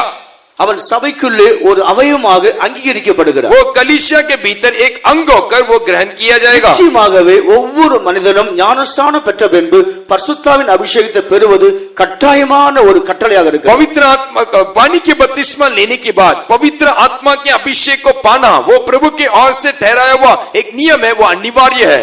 இந்த அபிஷேகத்தின் மூலமாக தான் நாம் தேவனுடைய ஆலயமாக அவருடைய வாசஸ்தலமாக கூட்டி கட்டப்படும்படியான ஒரு ஸ்லாக்கியத்தை தேவன் தந்திருக்கிறார். उस अभिषेक के द्वारा ही हम प्रभु का मंदिर होकर हम एकत्र होकर बांधा जाने वाला एक अनुभव को प्रभु हमारे लिए ठहराया है। எபேசியர் 2ஆம் அதிகாரத்துடைய 18ஆம் 19ஆம் வசனங்களை நாம் படிக்கும்போது इफिसियों की पत्री का दूसरा अध्याय के 18 और 19 वचन को पढ़ने से பரிசுத்தாவின் அபிஷேகத்தை பெற்றுக்கொண்ட பின்பு நாம் இனி அந்நியரும் பரதேசிகளுமாக இராமல் पवित्र आत्मा के अभिषेक को प्राप्त होने के बाद हम बाहरी और परदेशी नहीं है, பரிசுத்தவான்களோட ஒரே வீட்டாரும் ஒரே நகரத்தாருமாக இருக்கிறோம். हम संतों के साथ उनके निवास स्थान में उनके घर वाले होकर हम बदल जाते हैं. ஒரு பரிசுத்த வாசஸ்தலமாக தேவன் கூட்டி கட்டுகிற ஒரு இடத்துக்கு நாம் கொண்டு வந்து हम சேர்க்கப்படுகிறோம். परमेश्वर के पवित्र निवास स्थान होकर मिलकर बांधा जाने वाले अनुभव को हम प्राप्त करते हैं. சபைக்கு 3 விதமான கற்கள் உண்டு. आप कलीसिया में एक 3 प्रकार के मूल पत्थर को देख सकते हैं. மூலைக்கல் ஆண்டவராக இயேசு கிறிஸ்து அவர் சீயோனிலே வைக்கப்பட்டிருக்கிறார். कोने का पत्थर प्रभु यीशु मसीह जो सियोन में रखा गया है. அதன் பின்பு அப்போஸ்தலர்கள் 12 அஸ்திவார கற்களாக வைக்கப்பட்டிருக்கிறார்கள். उसके बाद प्रेरित जो 12 नींव के पत्थर होकर लगाए गए हैं. அதன் மேல் ஞானஸ்நானம் பெற்றிருக்கிற தேவனுடைய பிள்ளைகள் அபிஷேகத்தின் மூலமாக ஜீவனுள்ள கற்களாக கூட்டி கட்டப்படுகிறார்கள். उसके ऊपर बपतिस्मा लिए हुए जो परमेश्वर के लोग हैं, जो अभिषेक के द्वारा एक जीवित पत्थर होकर उसके ऊपर वो बांधे जाते हैं. இதைத்தான் பழைய ஏற்பாட்டில் வாசிக்கும் போது சியோனும் எருசலேமும் இசைவனைப்பாய் கூட்டி கட்டப்பட்ட ஒரு நகரம். इसीलिए पुराने नियम में इसके बारे में देखने के समय सियोन और यरूशलेम एक साथ बांधा गया हुआ एक नगर होकर हम देख सकते हैं. மேய்ப்பன் இல்லாவிட்டால் ஆடுகளுக்கு சேதம் உண்டாகும். यदि चरवा नहीं है तो भेड़ जो है वो हानि को सामना करेगा. ஆடுகள் இல்லாவிட்டால் மேய்ப்பனுக்கு வேலை இல்லை. यदि भेड़ नहीं है तो चरवा के लिए कोई काम नहीं. மேய்ப்பர்களும் அறிய வேண்டும், ஆடுகளும் உணர வேண்டும். इसीलिए चरवाल भी जानना चाहिए, भेड़ भी समझना நீ चाहिए. மேய்ப்பனை விட்டு தூரமானால் சிதறடிக்கப்படுவாய். यदि आप चरवाओं को छोड़कर अलग होने से आपका जीवन तितर बितर हो जाएगा. சாத்தானால் சிதறடிக்கப்படாதபடி மேய்ப்பனுக்கு அருகிலே நீ மேய்ந்து கொள்ள வேண்டும். शैतान के द्वारा आपका जीवन नाश नहीं होने के लिए आप चरवा के निकट आप चारा पाना चाहिए. ஆடுகளை இழந்து போகாமல் மேய்ப்பர்கள் ஆடுகளுக்கு காவலாக இருந்து காத்து அணைத்துக் கொள்ள வேண்டும். भेड़ों को नाश किए बिना खोए बिना चरवा इस भेड़ों को संभालना चाहिए. இந்த அபிஷேகத்தின் மூலம் சியோனையும் புதிய எருசலேமையும் ஆண்டவர் ஒன்றாய் இணைக்கிறார். ये अभिषेक के द्वारा सियोन और यरूशलेम को प्रभु एक होकर बनाता है. சியோன் என்பது கர்த்தருடைய ஊழியர்கள். सियोन करके कहने के समय प्रभु के सेवकों को दिखाता है. எருசலேம் என்பது அபிஷேகம் பெற்ற தேவ ஜனங்கள். यरूशलेम करके कहने के समय पवित्र आत्मा के अभिषेक प्राप्त किए हुए प्रभु के लोगों को दिखाता है. சபையிலே 3 விதமான வரங்களை குறித்து நாம் அறிகிறோம். कलीसिया में 3 प्रकार के वरदानों को हम देख सकते हैं. ஒரு தேவனுடைய வரம் கர்த்தராகிய இயேசு கிறிஸ்து. एक परमेश्वर का दान प्रभु यीशु मसीह. ஆவியானுடைய வரம் 9 வரங்கள். அதை நாம் தெளிவாக 1 கொரிந்தியர் 12ஆம் அதிகாரத்தில் படிக்கிறோம். पहला कोरिन्थी 12वां अध्याय में आत्मा का दान के बारे में हम देख सकते हैं. 1 கொரிந்தியர் 12ஆம் அதிகாரத்துடைய 7 இருந்து 27 வசனங்கள் முடிய வாசிக்கும் போது पहला कोरिन्थी 12वां अध्याय के उसके 7वां वचन से लेकर 27 वचन को पढ़ने से ஆவியானுடைய அனுகிரகம் 9 வரங்கள் அங்கே பகிர்ந்து கொடுக்கப்படுகிறது. वहाँ आत्मा का 9 प्रकार का वरदानों को वहाँ दिया गया है. இந்த வரங்களை சபையில் இருக்கிற யாவரும் பெறக்கூடிய ஒரு இடத்தை தேவன் வைத்திருக்கிறார். ये सारे वरदानों को कलीसिया में रहने वाले हर एक लोग उसे प्राप्त करना அந்த चाहिए. 9 வரங்கள் 9 வரங்களை ஊழியர்கள் பெற்றுக்கொள்ளலாம். ये 9 प्रकार का वरदान एक सेवक लोग प्राप्त करेंगे. ஆனா விசுவாசிகளுக்கு 7 வரங்கள் குறிப்பிடப்பட்டிருக்கிறது. लेकिन विश्वासियों के लिए 7 वरदान ठहराया गया है. அதெல்லாம் விவரமா சொல்ல நமக்கு நேரம் இல்லை. ये सारे बातें विवरण रीति से कहने के लिए समय नहीं. ஆண்டவருக்கு மகிமை உண்டாகட்டும். प्रभु की महिमा हो. கிறிஸ்துவின் வரம்தான் அப்போஸ்தலர்கள், தீர்க்கதரிசிகள். मसीह का वरदान प्रेरित और भविष्यवक्ता. அதை எபேசியர் 4ஆம் அதிகாரம் 11 இருந்து 12 வசனம் முடிய வாசிக்கிறோம். उसके बारे में एफेसियों की पत्री का 4वां अध्याय 11 से लेकर 12 वचन तक हम पढ़ கிறிஸ்துவின் सकते हैं. வரங்களாக அல்லாவிட்டால் கிறிஸ்துவுக்காக கிரியை செய்யும் வரங்களாக அப்போஸ்தலர்கள் ஏற்படுத்தப்படுகிறார்கள். मसीह के वरदान होकर प्रेरितों को प्रभु ने ठहरा कर रखा है. இவர்கள் சபைக்கு ஒரு மேய்ப்பர்களாக இருந்து சபையை கண்காணிக்கக்கூடியவர்கள். वे कलीसिया में एक रखवाला होकर कलीसिया को वह पालन पोषण करते हैं. இந்த அப்போஸ்தலருக்குரிய சில தகுதிகள் உண்டு. ये प्रेरितों के लिए कई योग्यता है. அத சுருக்கமாக வசனங்களை நான் குறிப்பிடுகிறேன். उस संक्षिप्त तौर से मैं वचन आपके लिए दूंगा. அப்போஸ்தலன் என்றால் அவன் திடீரென்று ஏற்படுத்தப்படுகிறவன் இல்லை. एक प्रेरित अचानक वो ठहराया नहीं जा सकता. அவன் தாயின் கர்ப்பத்தில் அவன் கருவாக முன்னே அவன் ஏற்படுத்தப்படுகிறவன். वो मां के गर्भ के भीतर ही पहले से ही प्रभु के ओर से चुना जाता है. தாயின் கர்ப்பத்தில் உருவாகும் முன்னே கர்த்தர் அப்படி ஒரு ஆளை உண்டு பண்ணுகிறார். मां के गर्भ में वो रचे जाने से पहले ही प्रभु उसको ठहराता है. அதைத்தான் கலாத்தியர் 1 அதிகாரம் 15 வசனத்தில் வாசிக்கிறோம். उसके बारे में ही गलाती की पत्रिका पहला अध्याय के 15 वचन में हम पढ़ सकते हैं. பவுல் சொல்கிறார், என் தாயின் கர்ப்பத்தில் நான் உருவானது முதற்கொண்டு என்னை பிரித்தெடுத்து, मैं अपने मां के गर्भ में रचे जाने के पहले ही प्रभु ने मुझे अलग कर दिया. என்னை பிரித்தெடுத்து இந்த சுவிசேஷத்துக்காக அவர் நிலைநிறுத்தினார். मुझे अलग कर उसके अनुग्रह से सुसमाचार के लिए उसने मुझे ठहराया. அப்போஸ்தலருக்குரியதான இந்த அப்போஸ்தலர் என்று சொன்னால் அங்க இருக்கிற 5 உத்தியோகஸ்தர்களுக்கு ஒரே தகுதியில் தான். ये प्रेरित करके कहने के समय वहां ठहराया हुआ ये 5 अधिकार के लिए एक ही काम को देख सकते हैं. அவன் முதலாவதாக முன்குறிக்கப்பட்டு ஏற்ற காலத்தில் தேர்ந்தெடுக்கப்படுகிறவர்கள். पहला वो पहले से चुना जाता और नियुक्त समय वहां से वो अलग किया जाएगा. அதைத்தான் மார்க் 3 அதிகாரம் 14 வசனத்தில் ஆண்டவர் சீசர்களை 12 பேரை தெரிந்தெடுக்கிறார். इसीलिए मरकुस सुसमाचार 3 अध्याय के 16 वचन में यीशु मसीह 12 चेलों को उसने चुन लिया. அவனை தெரிந்தெடுத்தது அவன் என்றென்றைக்கும் தன்னோடு இருக்கவும். उनको चुनने का एक ही मकसद ताकि वो हर समय यीशु मसीह के साथ रहे. அவர்கள் பிரசங்கிக்கவும், वो प्रचार करे, வியாதியுள்ள சுகமாக்கவும், बीमार लोगों को चंगा करे, பிசாசுகளை துரத்தவும், शैतानों को भगाए, குஷ்டரோகிகளை சுத்தம் பண்ணவும், घोड़ों को शुद्ध करे. இவர்கள் இந்த 12 அப்போஸ்தலர்கள் எப்போது இயேசுவோடு இருக்கும்படி தெரிந்து கொள்ளப்பட்டவர்கள். 12 चेले हर दम यीशु मसीह के साथ रहने के लिए चुने गए थे. ஊழியர்களில் வித்தியாசம் உண்டு. सेवकों के भीतर भी कई अंतर है. இந்த உலகத்தில் ஊழியர் எல்லாரும் கர்த்தருடைய ஊழியர்கள் தான். इस संसार में सेवा करने वाले सारे लोग प्रभु के सेवक ही हैं. கர்த்தருடைய அனுமதி இல்லாமல் யாரும் ஊழியம் செய்ய प्रभु முடியாது. की अनुमति के बिना कोई उसका सेवा नहीं कर सकता है. ஊழியர் எல்லாரும் கர்த்தரால் ஏற்படுத்தப்பட்ட தேவ ஊழியர்கள். सेवा करने वाले हर एक लोग प्रभु के ओर से ठहराए हुए सेवक हैं. ஆனா அப்போஸ்தலர் ஊழியம் செய்யும்படி எந்த ஒரு கூட்டத்தை கர்த்தர் வேறு பிரிக்கிறார். लेकिन प्रेरितों का सेवकाई करने के लिए प्रभु एक चुन लोगों को अलग करके रखा है. அவர்கள் ஜீவியத்திலும் பிரதிஷ்டையிலும் அவர் விசேஷங்களாக பிரித்தெடுக்கப்படுகிறார். वे अपने जीवन में अपने प्रतिष्ठा में विशेष अनुभव से वे अलग किए गए हैं. முதலாவது தெரிந்து கொள்ளப்படுகிறவர்கள், पहला वो चुने हुए हैं. இரண்டாவதாக அபிஷேகம் பண்ணப்படுகிறவர்கள். दूसरा अभिषेक किए गए हैं. அப்போஸ்தலர் 1:8 வாசிக்கும் போது, प्रेरितों का काम पहला अध्याय के 8वां वचन में, பரிசுத்த ஆவி உங்களிடத்துக்கு வரும் வரைக்கும் जब पवित्र आत्मा तुम्हारे ऊपर आएगा நீங்கள் எருசலேம் விட்டு போக வேண்டாம். यरूशलेम को छोड़कर नहीं जाना. ஏனென்றால் பரிசுத்த ஆவியானவர் பூமியில எருசலேமில் தான் வந்து இறங்கும்படியாக தேவன் அங்கே முன்குறித்திருக்கிறார். क्योंकि पवित्र आत्मा का अभिषेक यरूशलेम में उतरने के लिए पहले से ही प्रभु ने ठहरा कर रखा था. மாம்சமான யாவர் மேல் ஆவி ஊற்றுவேன் என்று அதை குறித்து தான் வாக்கு கொடுத்திருக்கிறார். सारे प्राणियों के ऊपर मेरे आत्मा को ढेल दूंगा करके प्रभु ने वायदा किया है. எருசலேமில் தான் நீங்கள் காத்திருக்க வேண்டும். அங்கே வந்து ஆவியானவர் இறங்குவார். यरूशलेम में बात जो ना वहां प्रभु का आत्मा उतर आएगा. கர்த்தருக்கு ஊழியம் செய்கிறவர் நிச்சயமாக அபிஷேகம் பண்ணப்பட்டவர்களா இருக்க வேண்டும். அது நிச்சயமாக அவசியம். प्रभु का सेवक वो अभिषेक प्राप्त किए हुए लोगों को रहना चाहिए, वो अनिवार्य है. மூன்றாவதாக அவர்கள் அனுப்பப்படுகிறவர்கள். तीसरा वे भेजे हुए हैं. ஆண்டவர் எங்கே அனுப்புறாரோ அதுக்கு கீழ்ப்படிந்து போய் ஊழியம் செய்கிறவர்கள். जहां कहीं प्रभु उनको भेजता है उसको आज्ञा मानकर वे सेवा करते हैं. மத்தேயு 28:19 வாசிக்கும் போது, मत्ती सुसमाचार 28 के 19 वचन में, நீங்கள் புறப்பட்டு போங்கள் என்று சொல்லுகிறார். वहाँ यीशु मसीह आज्ञा देता है तुम निकलो. மார்க் 16:15 வாசிக்கும் போது, मरकुस सुसमाचार 16 का 15 में, உலகமெங்கும் புறப்பட்டு போங்கள், संसार के चारों तरफ निकलिए, உலகமெங்கும் புறப்பட்டு போய் சகல சர்வ சிருஷ்டிக்கும் சுவிசேஷத்தை பிரசங்கிங்க. संसार के चारों तरफ जाकर अनेक सृष्टियों को प्रचार करो. பூமியின் கீழ் இருக்கிற சர்வ சிருஷ்டிகளும் சத்தியத்தை அறிகிறது, கேட்கிறது. पृथ्वी के ऊपर रहने वाले हरेक सृष्टि ये सच्चाई को वे जान रही है, सुन रही है. அவைகள் கேட்க வேண்டும். இவர்கள் அனுப்பப்படுகிறார்கள். वो सुनने के लिए इनको भेजा गया है. நான்காவதாக चौथा, லூக்கா 14 அதிகாரத்துடைய 26 27 வரைக்கும் படிக்கும் போது, लूका सुसमाचार 14 अध्याय के 26 और 27 को पढ़ने से, அவர்கள் அழைக்கப்பட்ட பின்பு தாயையும் தகப்பனையும் தனக்கு உண்டா இருக்கிற யாவையும் விடக்கூடியவர்கள். वे बुलाए जाने के बाद अपने परिवार को, माता पिता और अपने सारे वस्तुओं को वो छोड़ देना चाहिए. எல்லா ஊழியர்களுக்கும் இல்லை, இந்த கிறிஸ்துவின் வரங்கள் எண்ணப்படுகிற 5 உத்தியோகஸ்தர்களுக்கு இந்த அழைப்பை தேவன் ஏற்படுத்தியிருக்கிறார். ये सारे सेवकों के लिए नहीं है, बल्कि मसीह का दान करके खाया जाने वाला इस चुन के सेवकों के लिए प्रभु ने ठहरा कर रखा है. அவள் தாயை விட வேண்டும், वे अपने माता को छोड़ना चाहिए, தகப்பனை விட வேண்டும், अपने पिता को छोड़ना है. பிள்ளைகள் இருந்தால் அவர்களையும் விட வேண்டும், अब बच्चे हैं तो उनको भी त्यागना है. தனக்குண்டான எல்லாவற்றையும் அவன் விட வேண்டும், अपने सारे संपत्तियों को त्यागना है, தனக்குண்டான எல்லாவற்றையும் அவன் பிரதிஷ்டிக்க வேண்டும். अपने सारे वस्तुओं को वो प्रतिष्ठा करना है.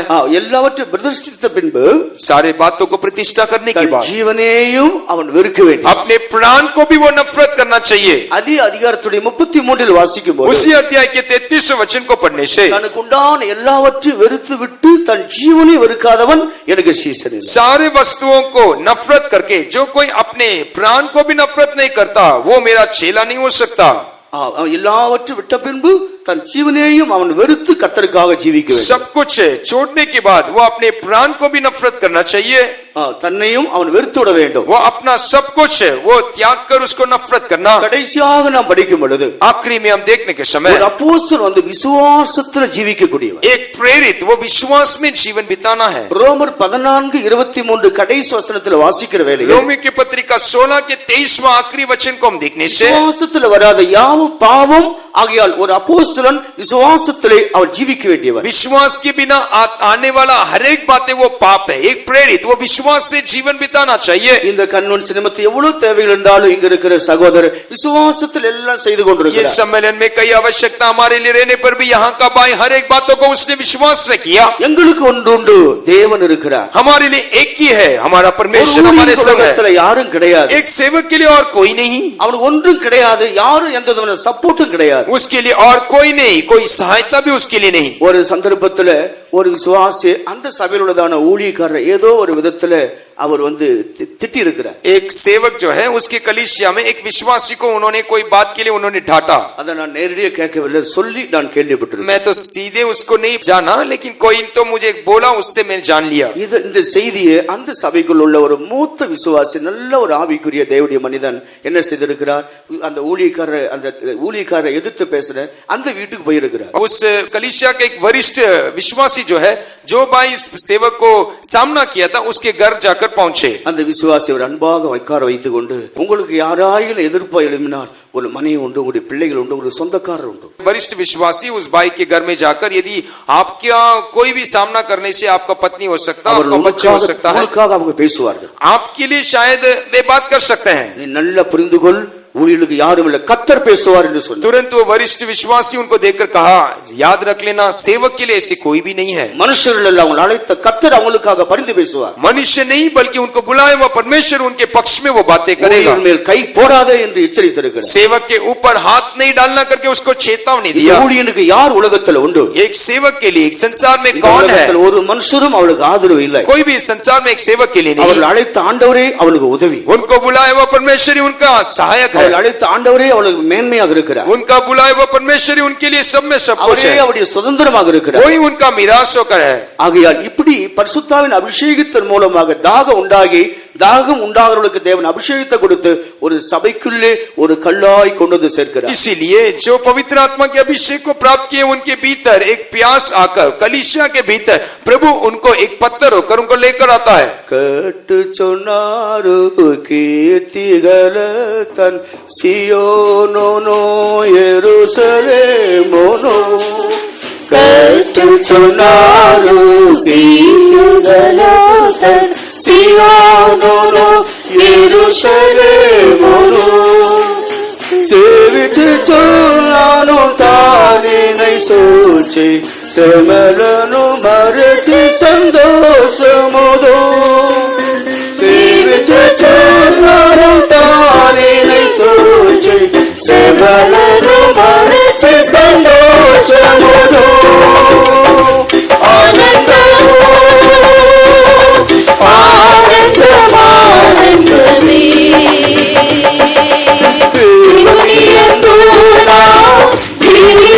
జీవితమానందమే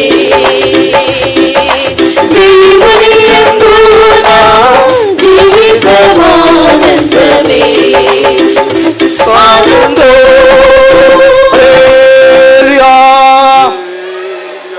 அடுத்து மூன்றாவது ஒரு தாகம் உண்டு. तीसरा एक प्यास है. அதைத்தான் மத்தேயு 5:6 வாசிக்கிறோம். उसके बारे में मत्ती सुसमाचार 5वां अध्याय के 6वां वचन में पढ़ सकते हैं. தேவனை ஏற்றுக்கொண்ட தேவனுடைய பிள்ளைகள் நீதியின் மேல் பசிதாக உள்ளவர்களாக ஜீவிக்க வேண்டும். जो कोई प्रभु को स्वीकार किए, उनके भीतर धार्मिकता के प्रति एक भूख होना चाहिए. நீதியின் மேல் பசிதாக உள்ளவர்கள் திருப்தி அடைவார்கள். பாக்கியவான்கள் அவர்கள் திருப்தி அடைவார்கள். धन्य है जो धर्म के लिए भूखे और प्यासे हैं, उनको तृप्त किया जाएगा. இந்த நீதியாகிய இயேசுவை நாம் தரித்திருக்கிறபடினால், ये धर्मी यीशु मसीह को हमने पहन लिया, इसलिए நம்முடைய இயேசு ஒரு நீதி உள்ளவர். हमारा यीशु मसीह वो धर्मी है. அவரே நீதியும் பரிசுத்தமும் மீட்புமானவர். वो धर्म, पवित्रता और छुटकारा है. அவர் நீதியாக நியாயம் செய்கிறவர். वो धार्मिकता से वो न्याय करेगा. அவரிடத்தில் அநீதி சேருவதில்லை. उसके भीतर कोई अन्याय नहीं. அவர் முற்றிலும் நீதி உள்ளவர். யாவருக்காகவும் தன் ரத்தத்தை சிந்தி இருக்கிறார். वो धार्मिकता से भरा हुआ और सबके लिए उसने अपने लहू को बहा दिया. இவருக்கு மனவாட்டியாக கூடியவர்கள் நீதியின் மேல் பசிதாகம் கொள்ள வேண்டும். जो कोई मसीह का दुल्हन होकर बनने वाले हैं, उनके लिए धर्म के प्रति एक भूख और प्यास होना चाहिए. ஒரு விதத்தில் இந்த நீதியின் மேல் உள்ள பசிதாகத்தை நாம் சிந்திக்கும் போது, एक तरह से धर्म के प्रति रहने वाले भूख और प्यास के बारे में हम ध्यान करने இந்த से இயேசுதான் இந்த நீதியாகிய பொருள். हमारा यीशु मसीह ही धर्म होकर पाया जाएगा. இயேசுவின் மேல் நமக்கு ஒரு தாகம் உண்டாகணும். அவரை போல மாற வேண்டும், ஜீவிக்க வேண்டும், நீதி செய்ய வேண்டும்ங்கிற ஒரு தாகம். यीशु मसीह के ऊपर एक प्यास होना, उसके समान जीवन बिताना, उसके समान में बदलना करके हमारे भीतर एक प्यास होना चाहिए. அவர் எப்படி நீதியின் கிரிகளை நடப்பித்தாரோ அது போல நானும் ஜீவிக்க வேண்டும்ங்கிறதான அந்த நீதியாக இயேசுவின் மேல் ஒரு தாகம். ऐसे उसने धर्म के कामों को किया, वैसे मैं भी जीवन बिताना करके उस धर्मदाय परमेश्वर के ऊपर, यीशु मसीह के ऊपर हमारे अंदर एक प्यास होना है. இந்த உலகத்தில் என்ன நடந்தாலும் நீதிக்காக தேவனுடைய பிள்ளைகள் நிற்க வேண்டும். आज इस संसार में जो कुछ क्यों ना हो, हमारे जीवन में हम धर्म के लिए प्रभु के साथ खड़ा रहना है. அநீதி தேவ சமூகத்திலிருந்து அகன்று போகும். अन्याय को प्रभु के सम्मुख से हमें हटाना होगा. அநீதி ஒரு நாள் அழிவுக்கு எதுவாகி மாறும். अन्याय एक दिन विनाश के लिए ठहराया जाएगा. அநீதி எல்லாம் பாவமாக இருக்கிறது. अन्याय सब कुछ पाप होकर पाया जाता है. யாக்கோபு சொல்லுகிறார், அநீதி எல்லாம் பாவம். याकूब ऐसा कहता है, सारे अन्याय वो पाप है. தேவனுடைய பிள்ளைகள் எந்த சூழ்நிலையிலும் அவர் நீதிக்காக நின்று நீதியா ஜீவிக்க வேண்டும்ங்கிற ஒரு தாகத்தை தங்களுக்குள் உண்டாக்கி கொள்ள வேண்டும். परमेश्वर के बच्चे हर दिन वो धार्मिकता के लिए खड़ा रहना और धर्म के जीवन को अपने भीतर वो रक्षा करना चाहिए.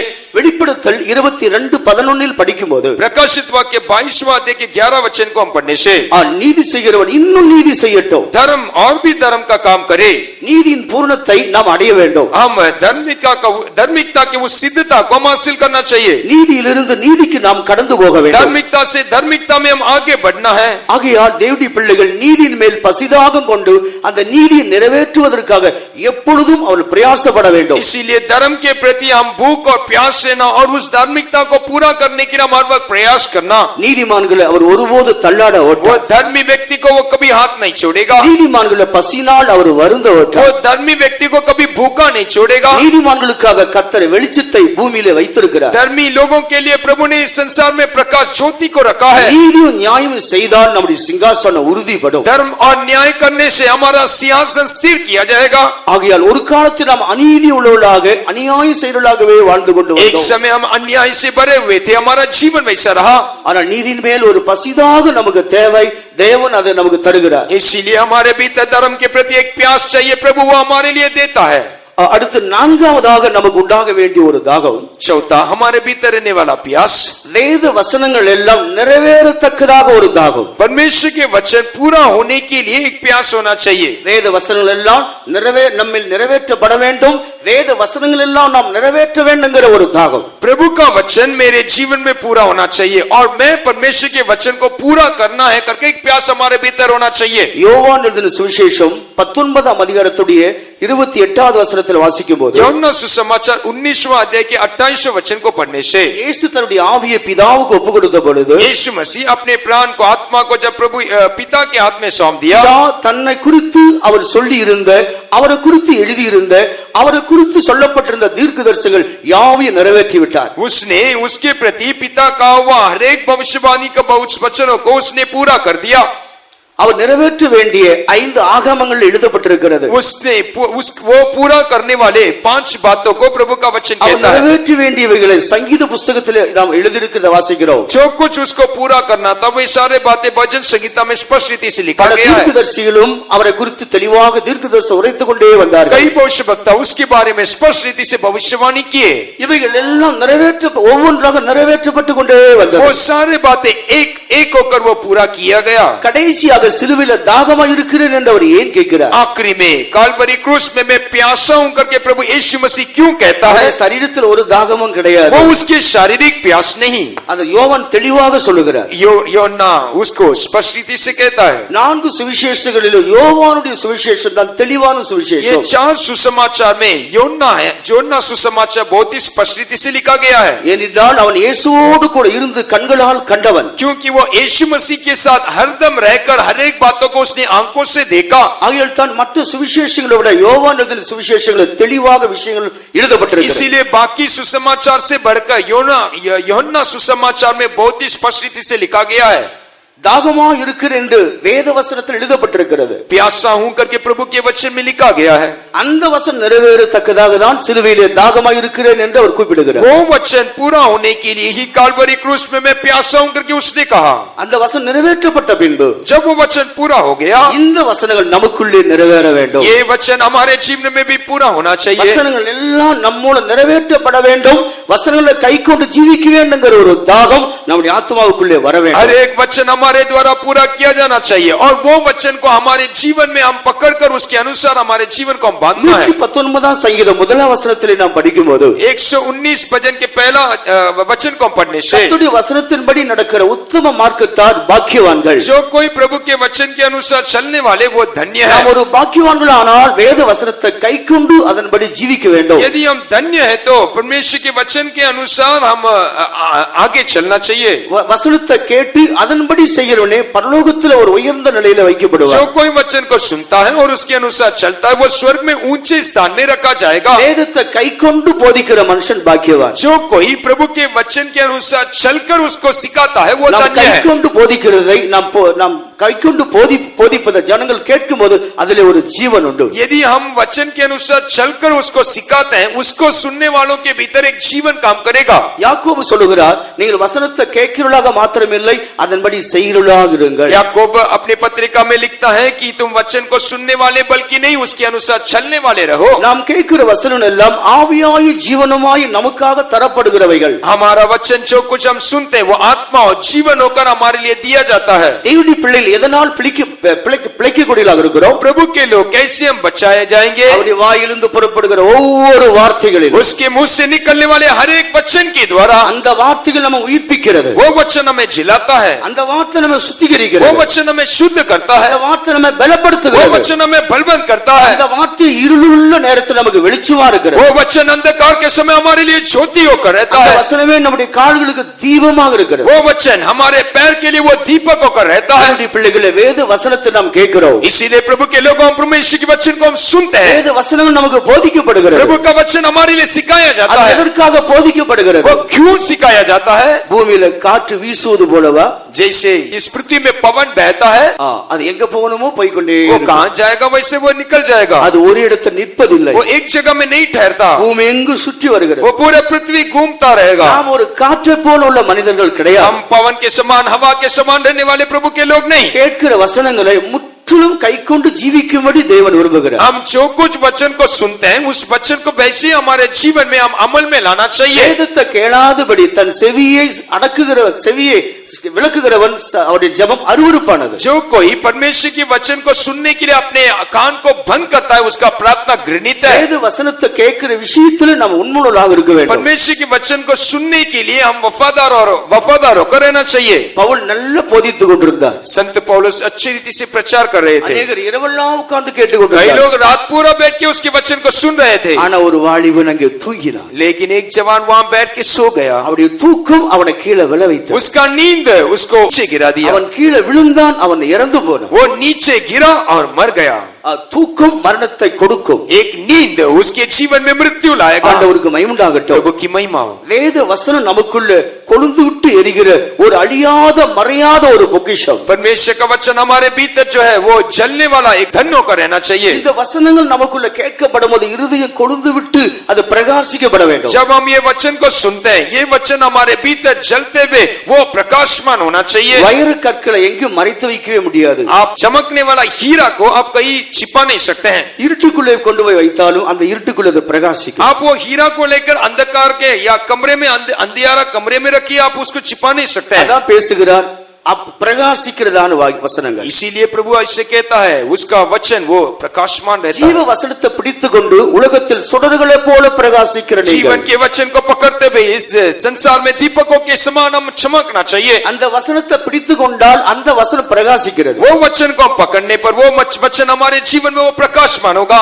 இங்க பாருங்க, லைட் எரிகிறது, அதுக்கு அதை எரிய வைக்கிற கரண்டை நம்முடைய கண்களால் காண முடியாது. देखिए आप हमारे सामने लाइट है लेकिन लाइट को जलाने वाला वो बिजली को हम देख नहीं सकते हैं. அந்த பவர் மறைந்திருக்கிறது. ये बिजली जो है वो हमारे आंख से हम देख नहीं सकते, वो छिपा हुआ है. பவர் உண்டுங்கிறது எப்படி நம்மால் விளங்கிக் கொள்கிறோம்? अभी उसमें बिजली है करके हम कैसे समझ सकते हैं? அது எரிகிறது. क्योंकि वो जल रहा है. எரிகிறபடியால் உள்ளே பவர் உண்டு என்பதை நாம் நிதானித்துக் वो கொள்கிறோம். अच्छा जल रहा है इसलिए हम समझ सकते हैं कि उसके अंदर बिजली है. நம்மிலே வசனம் இருந்தால், यदि हमारे भीतर वचन रहने நம்முடைய पर, தேவனுடைய வல்லம் இருந்தால், यदि हमारे भीतर परमेश्वर के நாம் सामर्थ्य रहने உலகத்தில் पर பிரகாசிக்கப்படுவோம். हम ये संसार में प्रकाशमान होंगे. மலையின் மேல் இருக்கிற பட்டணங்கள் மறைந்திருக்க மாட்டாது. जो पहाड़ के ऊपर रहने वाला शहर वो छिपा नहीं जाएगा.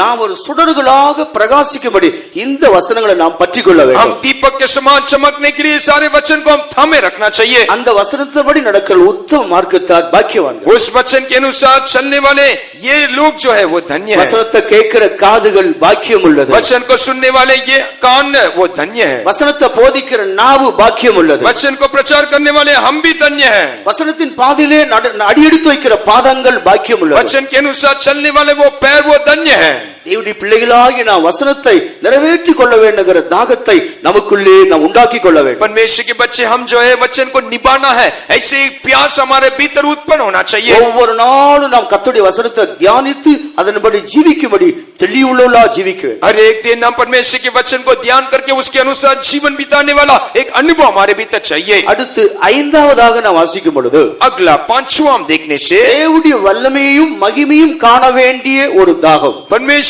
के सामर्थ और महिमा को देखने वाला एक प्यास. 63ஆம் சங்கீதத்துடைய முதல் 2 வசனங்களை வாசிக்கும் பொழுது, अब भजन संगीता 63 के पहला दूसरा वचन को देखने இங்கே से சங்கீதக்காரன் அவன் தூரத்தில் காடுகளிலே அவன் ஜீவிக்கிற காலத்தில் एक समय वो जंगल में जब ये भजन लिखने वाला जीवन बिता रहा था, வறண்டதும் விடாய்த்ததுமான நிலத்திலிருந்து என் ஆத்துமா உன்மேல் தாகமா वो இருக்கு. सूखे और निर्जल भूमि में वो कहता है मेरा प्राण तेरे लिए प्यासा है. வறண்ட பூமி, தண்ணீரற்ற பூமி, ये निर्जल भूमि, उसमें कोई जल नहीं, அதுல ஒரு மரம் செடி கொடிகள் அங்கே வளர முடியாது. वहाँ कोई पेड़ पौधा उग नहीं सकता. அப்படி வறண்டதும் விடாய்த்ததுமான பூமியிலிருந்து என் ஆத்துமா உன்மேல் தாகம் கொண்டிருக்கிறது. सूखा और निर्जल भूमि में हे प्रभु मेरा प्राण तेरे लिए प्यासा है. உம்மை அதிகாலமே நான் தேடுகிறேன். मैं तुझे भोर के समय ढूंढता हूँ. உன் அதிகாலமே நான் தேடுகிறேன். என் இருதயமோ வறண்டு போயிருக்கிறது. मैं तुझे भोर के समय ढूंढता हूँ, मेरा हृदय सूखा हुआ है.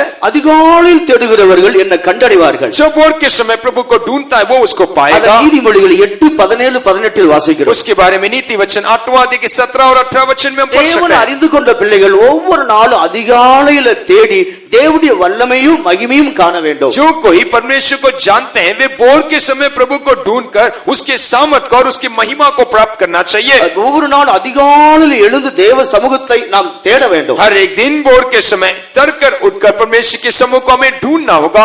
ஆகையால் தான் சிங்கக்குட்டிகள் தாழ்ச்சி அடைந்து பட்டினியா இருந்தாலும் इसीलिए शेर के बच्चे यदि वो भूखा और प्यासे रहने से भी கர்த்தரை தேடுகிறவர்களுக்கு ஒரு நன்மையும் குறைபடாது. परमेश्वर को खोजने वालों के लिए कोई बड़ी वस्तुओं का நாம் कमी नहीं होगा. எப்பொழுது கர்த்தரை தேட வேண்டும். इसलिए हम हर समय प्रभु को ढूंढना चाहिए. வேத வசனம் என்ன சொல்லுகிறது? परमेश्वर का वचन क्या कहता है? கர்த்தரை கண்டறியத்தக்க நேரத்தில் அவரை தேட வேண்டும். जब प्रभु हमारे सामने पाने के योग्य रहता उस समय हम उसको ढूंढना चाहिए. கர்த்தரை கண்டறிகிற வேளைதான் அதிகால வேளை. जब प्रभु प्रकट होता वो भोर का समय है. அந்த அதிகால வேளையில் கர்த்தர் தமது பிள்ளைகளுடைய தேவைகளை சந்திக்கும்படி அவர் வெளிப்படுகிறார். उस भोर के समय प्रभु अपने बच्चों के हर एक आवश्यकताओं को पूरा करने के लिए वो प्रकट होता है. நம்முடைய ஆத்துமா நம்முடைய ஆண்டவரை தேடுவதற்கு தாகமுள்ளதாக விழிப்போடு இருக்க வேண்டும். हमारा प्राण प्रभु यीशु मसीह को ढूंढने के लिए हमारे भीतर प्यास के साथ एक जागने वाला जागृति रहना चाहिए. ஒரு நாள் தேவன் நமக்கு தந்தால் அந்த நாளில் அதிகாலையில் எழும்பாமல் அவரை துதிக்காமல் அந்த நாளுக்குள்ளே நாம் பிரவேசிக்க கூடாது. यदि एक दिन एक नया दिन प्रभु हमें देता है तो उस भोर के समय प्रभु को स्तुति किए बिना उस दिन को हम प्रवेश नहीं करना. என்னை சிநேகிக்கிறவளை நானும் சிநேகிக்கிறேன். मुझे जो प्रेम करता है मैं उनको प्रेम करता हूँ. அதை நீதிமொழியில் 8 தெளிவாக வாசிக்கிறோம். என்ன சிநேகிக்கிறவளை நானும் சிநேகிக்கிறேன். नीति वचन 8वां अध्याय में उसके बारे में स्पष्ट रीति से पढ़ सकते हैं कि जो मुझे प्रेम करता मैं उनको प्रेम करता हूँ. நாம் தேவனை சிநேகிப்பது உண்மையானால், यदि हम प्रभु को प्रेम करते हैं वो वास्तविक है. தேவனை சிநேகிக்கிற இருதயம் நமக்கு இருக்குமானால், यदि प्रभु को प्रेम करने वाला हृदय हमारे भीतर रहने से எப்போது நான் அவரை சந்திப்பேன், விடியற்காலம் எப்பொழுதுங்கிறதான ஒரு ஏக்கம் இருதயத்திலே உண்டாயிக்கொண்டே இருக்கும். कब मैं उसको पालूंगा, कब मैं उस बोर के समय जाकर मिलूंगा करके एक प्यास हमारे भीतर होगा. உண்மையான ரட்சிப்பை பெற்றவர்கள் தங்கள் வாழ்க்கையில தொடர்ந்து இதை கடைபிடிக்க வேண்டும். एक सच्चा उद्धार को प्राप्त किए हुए लोग हर दिन इस बातों को अपने जीवन में अमल में लाना है. ஒவ்வொரு நாள் தெய்வத்தை தேடும்படி நம்மிலே ஒரு ஆவல் உண்டாகிக்கொண்டே வர வேண்டும். हर दिन प्रभु को ढूंढने वाला एक प्यास हमारे भीतर चाहिए. இப்படி அதிகாலையில நாம் தேடும்படியாக இருக்கிறபடினால், ऐसे बोर के समय हम प्रभु को ढूंढने के लिए நான் உமது வல்லமையும் மகிமையும் கண்டேன் என்று 63:2 வாசிக்கிறோம். आप भजन 63 का दूसरा वचन में मैं सामर्थ और महिमा को पा लिया कर हम पढ़ सकते हैं. உமது வல்லமையும் மகிமையும் கண்டேன். அந்த வசனத்தை கொஞ்சம் வாசிங்க. उस वचन को पढ़िएगा. इस प्रकार से मैंने पवित्र स्थान में तुझ पर दृष्टि की कि तेरी सामर्थ और महिमा को देखूं. உமது வல்லமையும் மகிமையும் நான் கண்டேன். तेरे सामर्थ और तेरे महिमा को मैं देखूंगा. வல்லமையும் மகிமையும் கர்த்தர் ஒவ்வொரு நாளும் நமக்கு அதிகாலையில புதுப்பித்து கொடுக்கிறார். हर बोर के समय प्रभु अपने सामर्थ और महिमा हमारे जीवन में वो नया करता है. அந்த வல்லமையினால் தான் நாம் இந்த உலகத்துல வாழ वो முடியும். सामर्थ से ही संसार में हम जीवन बिता सकते हैं. ஒரு பலூன் எடுத்துக்கொள்ளுங்க, அதுக்குள்ள காற்று இருக்க வரைக்கும் தான் அது உயர்ந்திருக்க முடியும். एक फुगा को देखिएगा, जब तक उसके भीतर हवा रहेगा तब तक ही वो उड़ता रहेगा. அந்த பலூன்ல இருக்கிற காற்று வெளியேற்றி விட்டால் அந்த பலூன் ஒன்றுமில்லை, பூமியில அது உட்கார்ந்து விடும். जैसे ही वो फुगा के भीतर का जो हवा है निकल जाता है, वो सीधा पृथ्वी में आकर जमीन में गिर जाएगा. தேவனுடைய வல்லமையும் அவருடைய கிருபையும் நமக்குள் இருக்க வரைக்கும் தான் பூமியில உயர்ந்திருக்க முடியும். जब तक परमेश्वर का सामर्थ और महिमा हमारे भीतर रहेगा तब तक इस पृथ्वी में ऊंचा जीवन हम बिता सकते हैं. அதை ஒவ்வொரு நாளும் நாம் அதிகாலையில பெற வேண்டும். वो हर प्रति बोर को हम प्राप्त करना होगा. ஒன்று மகிமையை நாம் காண்கிறோம். प्रथम उसकी महिमा को देख सकते हैं. இந்த மகிமையை காண்பது எதற்காக? ये महिमा क्यों हम प्राप्त करते हैं? மகிமையை கண்டு மகிமையின் மேல் நாம் வளர்ந்து மகிமை அடைவதற்காக. महिमा को देखकर महिमा से महिमा में बढ़ते हुए उस महिमा को प्राप्त करना चाहिए. கொரிந்தியர் 3ஆம் அதிகாரம் 17-18 வசனங்களை படிக்கும்போது, दूसरा कोरिन्थी 3 अध्याय के 17 और 18 वचन को पढ़ने से கர்த்தருடைய மகிமையை கண்ணாடியில் காண்கிறது போல் நாம் காண்கிறோம். हम प्रभु के उस महिमा को जैसे हम दर्पण में देखते हैं वैसे उसके तेज को हम देखेंगे. கண்ணாடியில் காண்கிறது போல கண்டு, जैसे दर्पण को देखते हैं वैसे हम देखकर ஆவியாய் இருக்கிற அந்த சாயலுக்கு ஒப்பாகதானே மகிமையின் மேல் மகிமை அடைந்து மறுரூபமாக்கப்படுகிறோம். प्रभु के आत्मा के उस स्वरूप में तेजस्वी रूप में अंश अंश करके हम बदल जाएंगे. ஆண்டவர் வரும்போது மறுரூபமாக வேண்டிய சபைக்கு அதிகாலையில் தெய்வத்தை தேடுகிற ஒரு ஏக்கம், ஒரு தாகம் நிச்சயமாகவே தேவை. प्रभु आने के समय रूपांतर होने वाले कलीसिया के भीतर बोर के समय प्रभु को स्तुति करने वाला एक प्यास और एक भूख उसके भीतर चाहिए.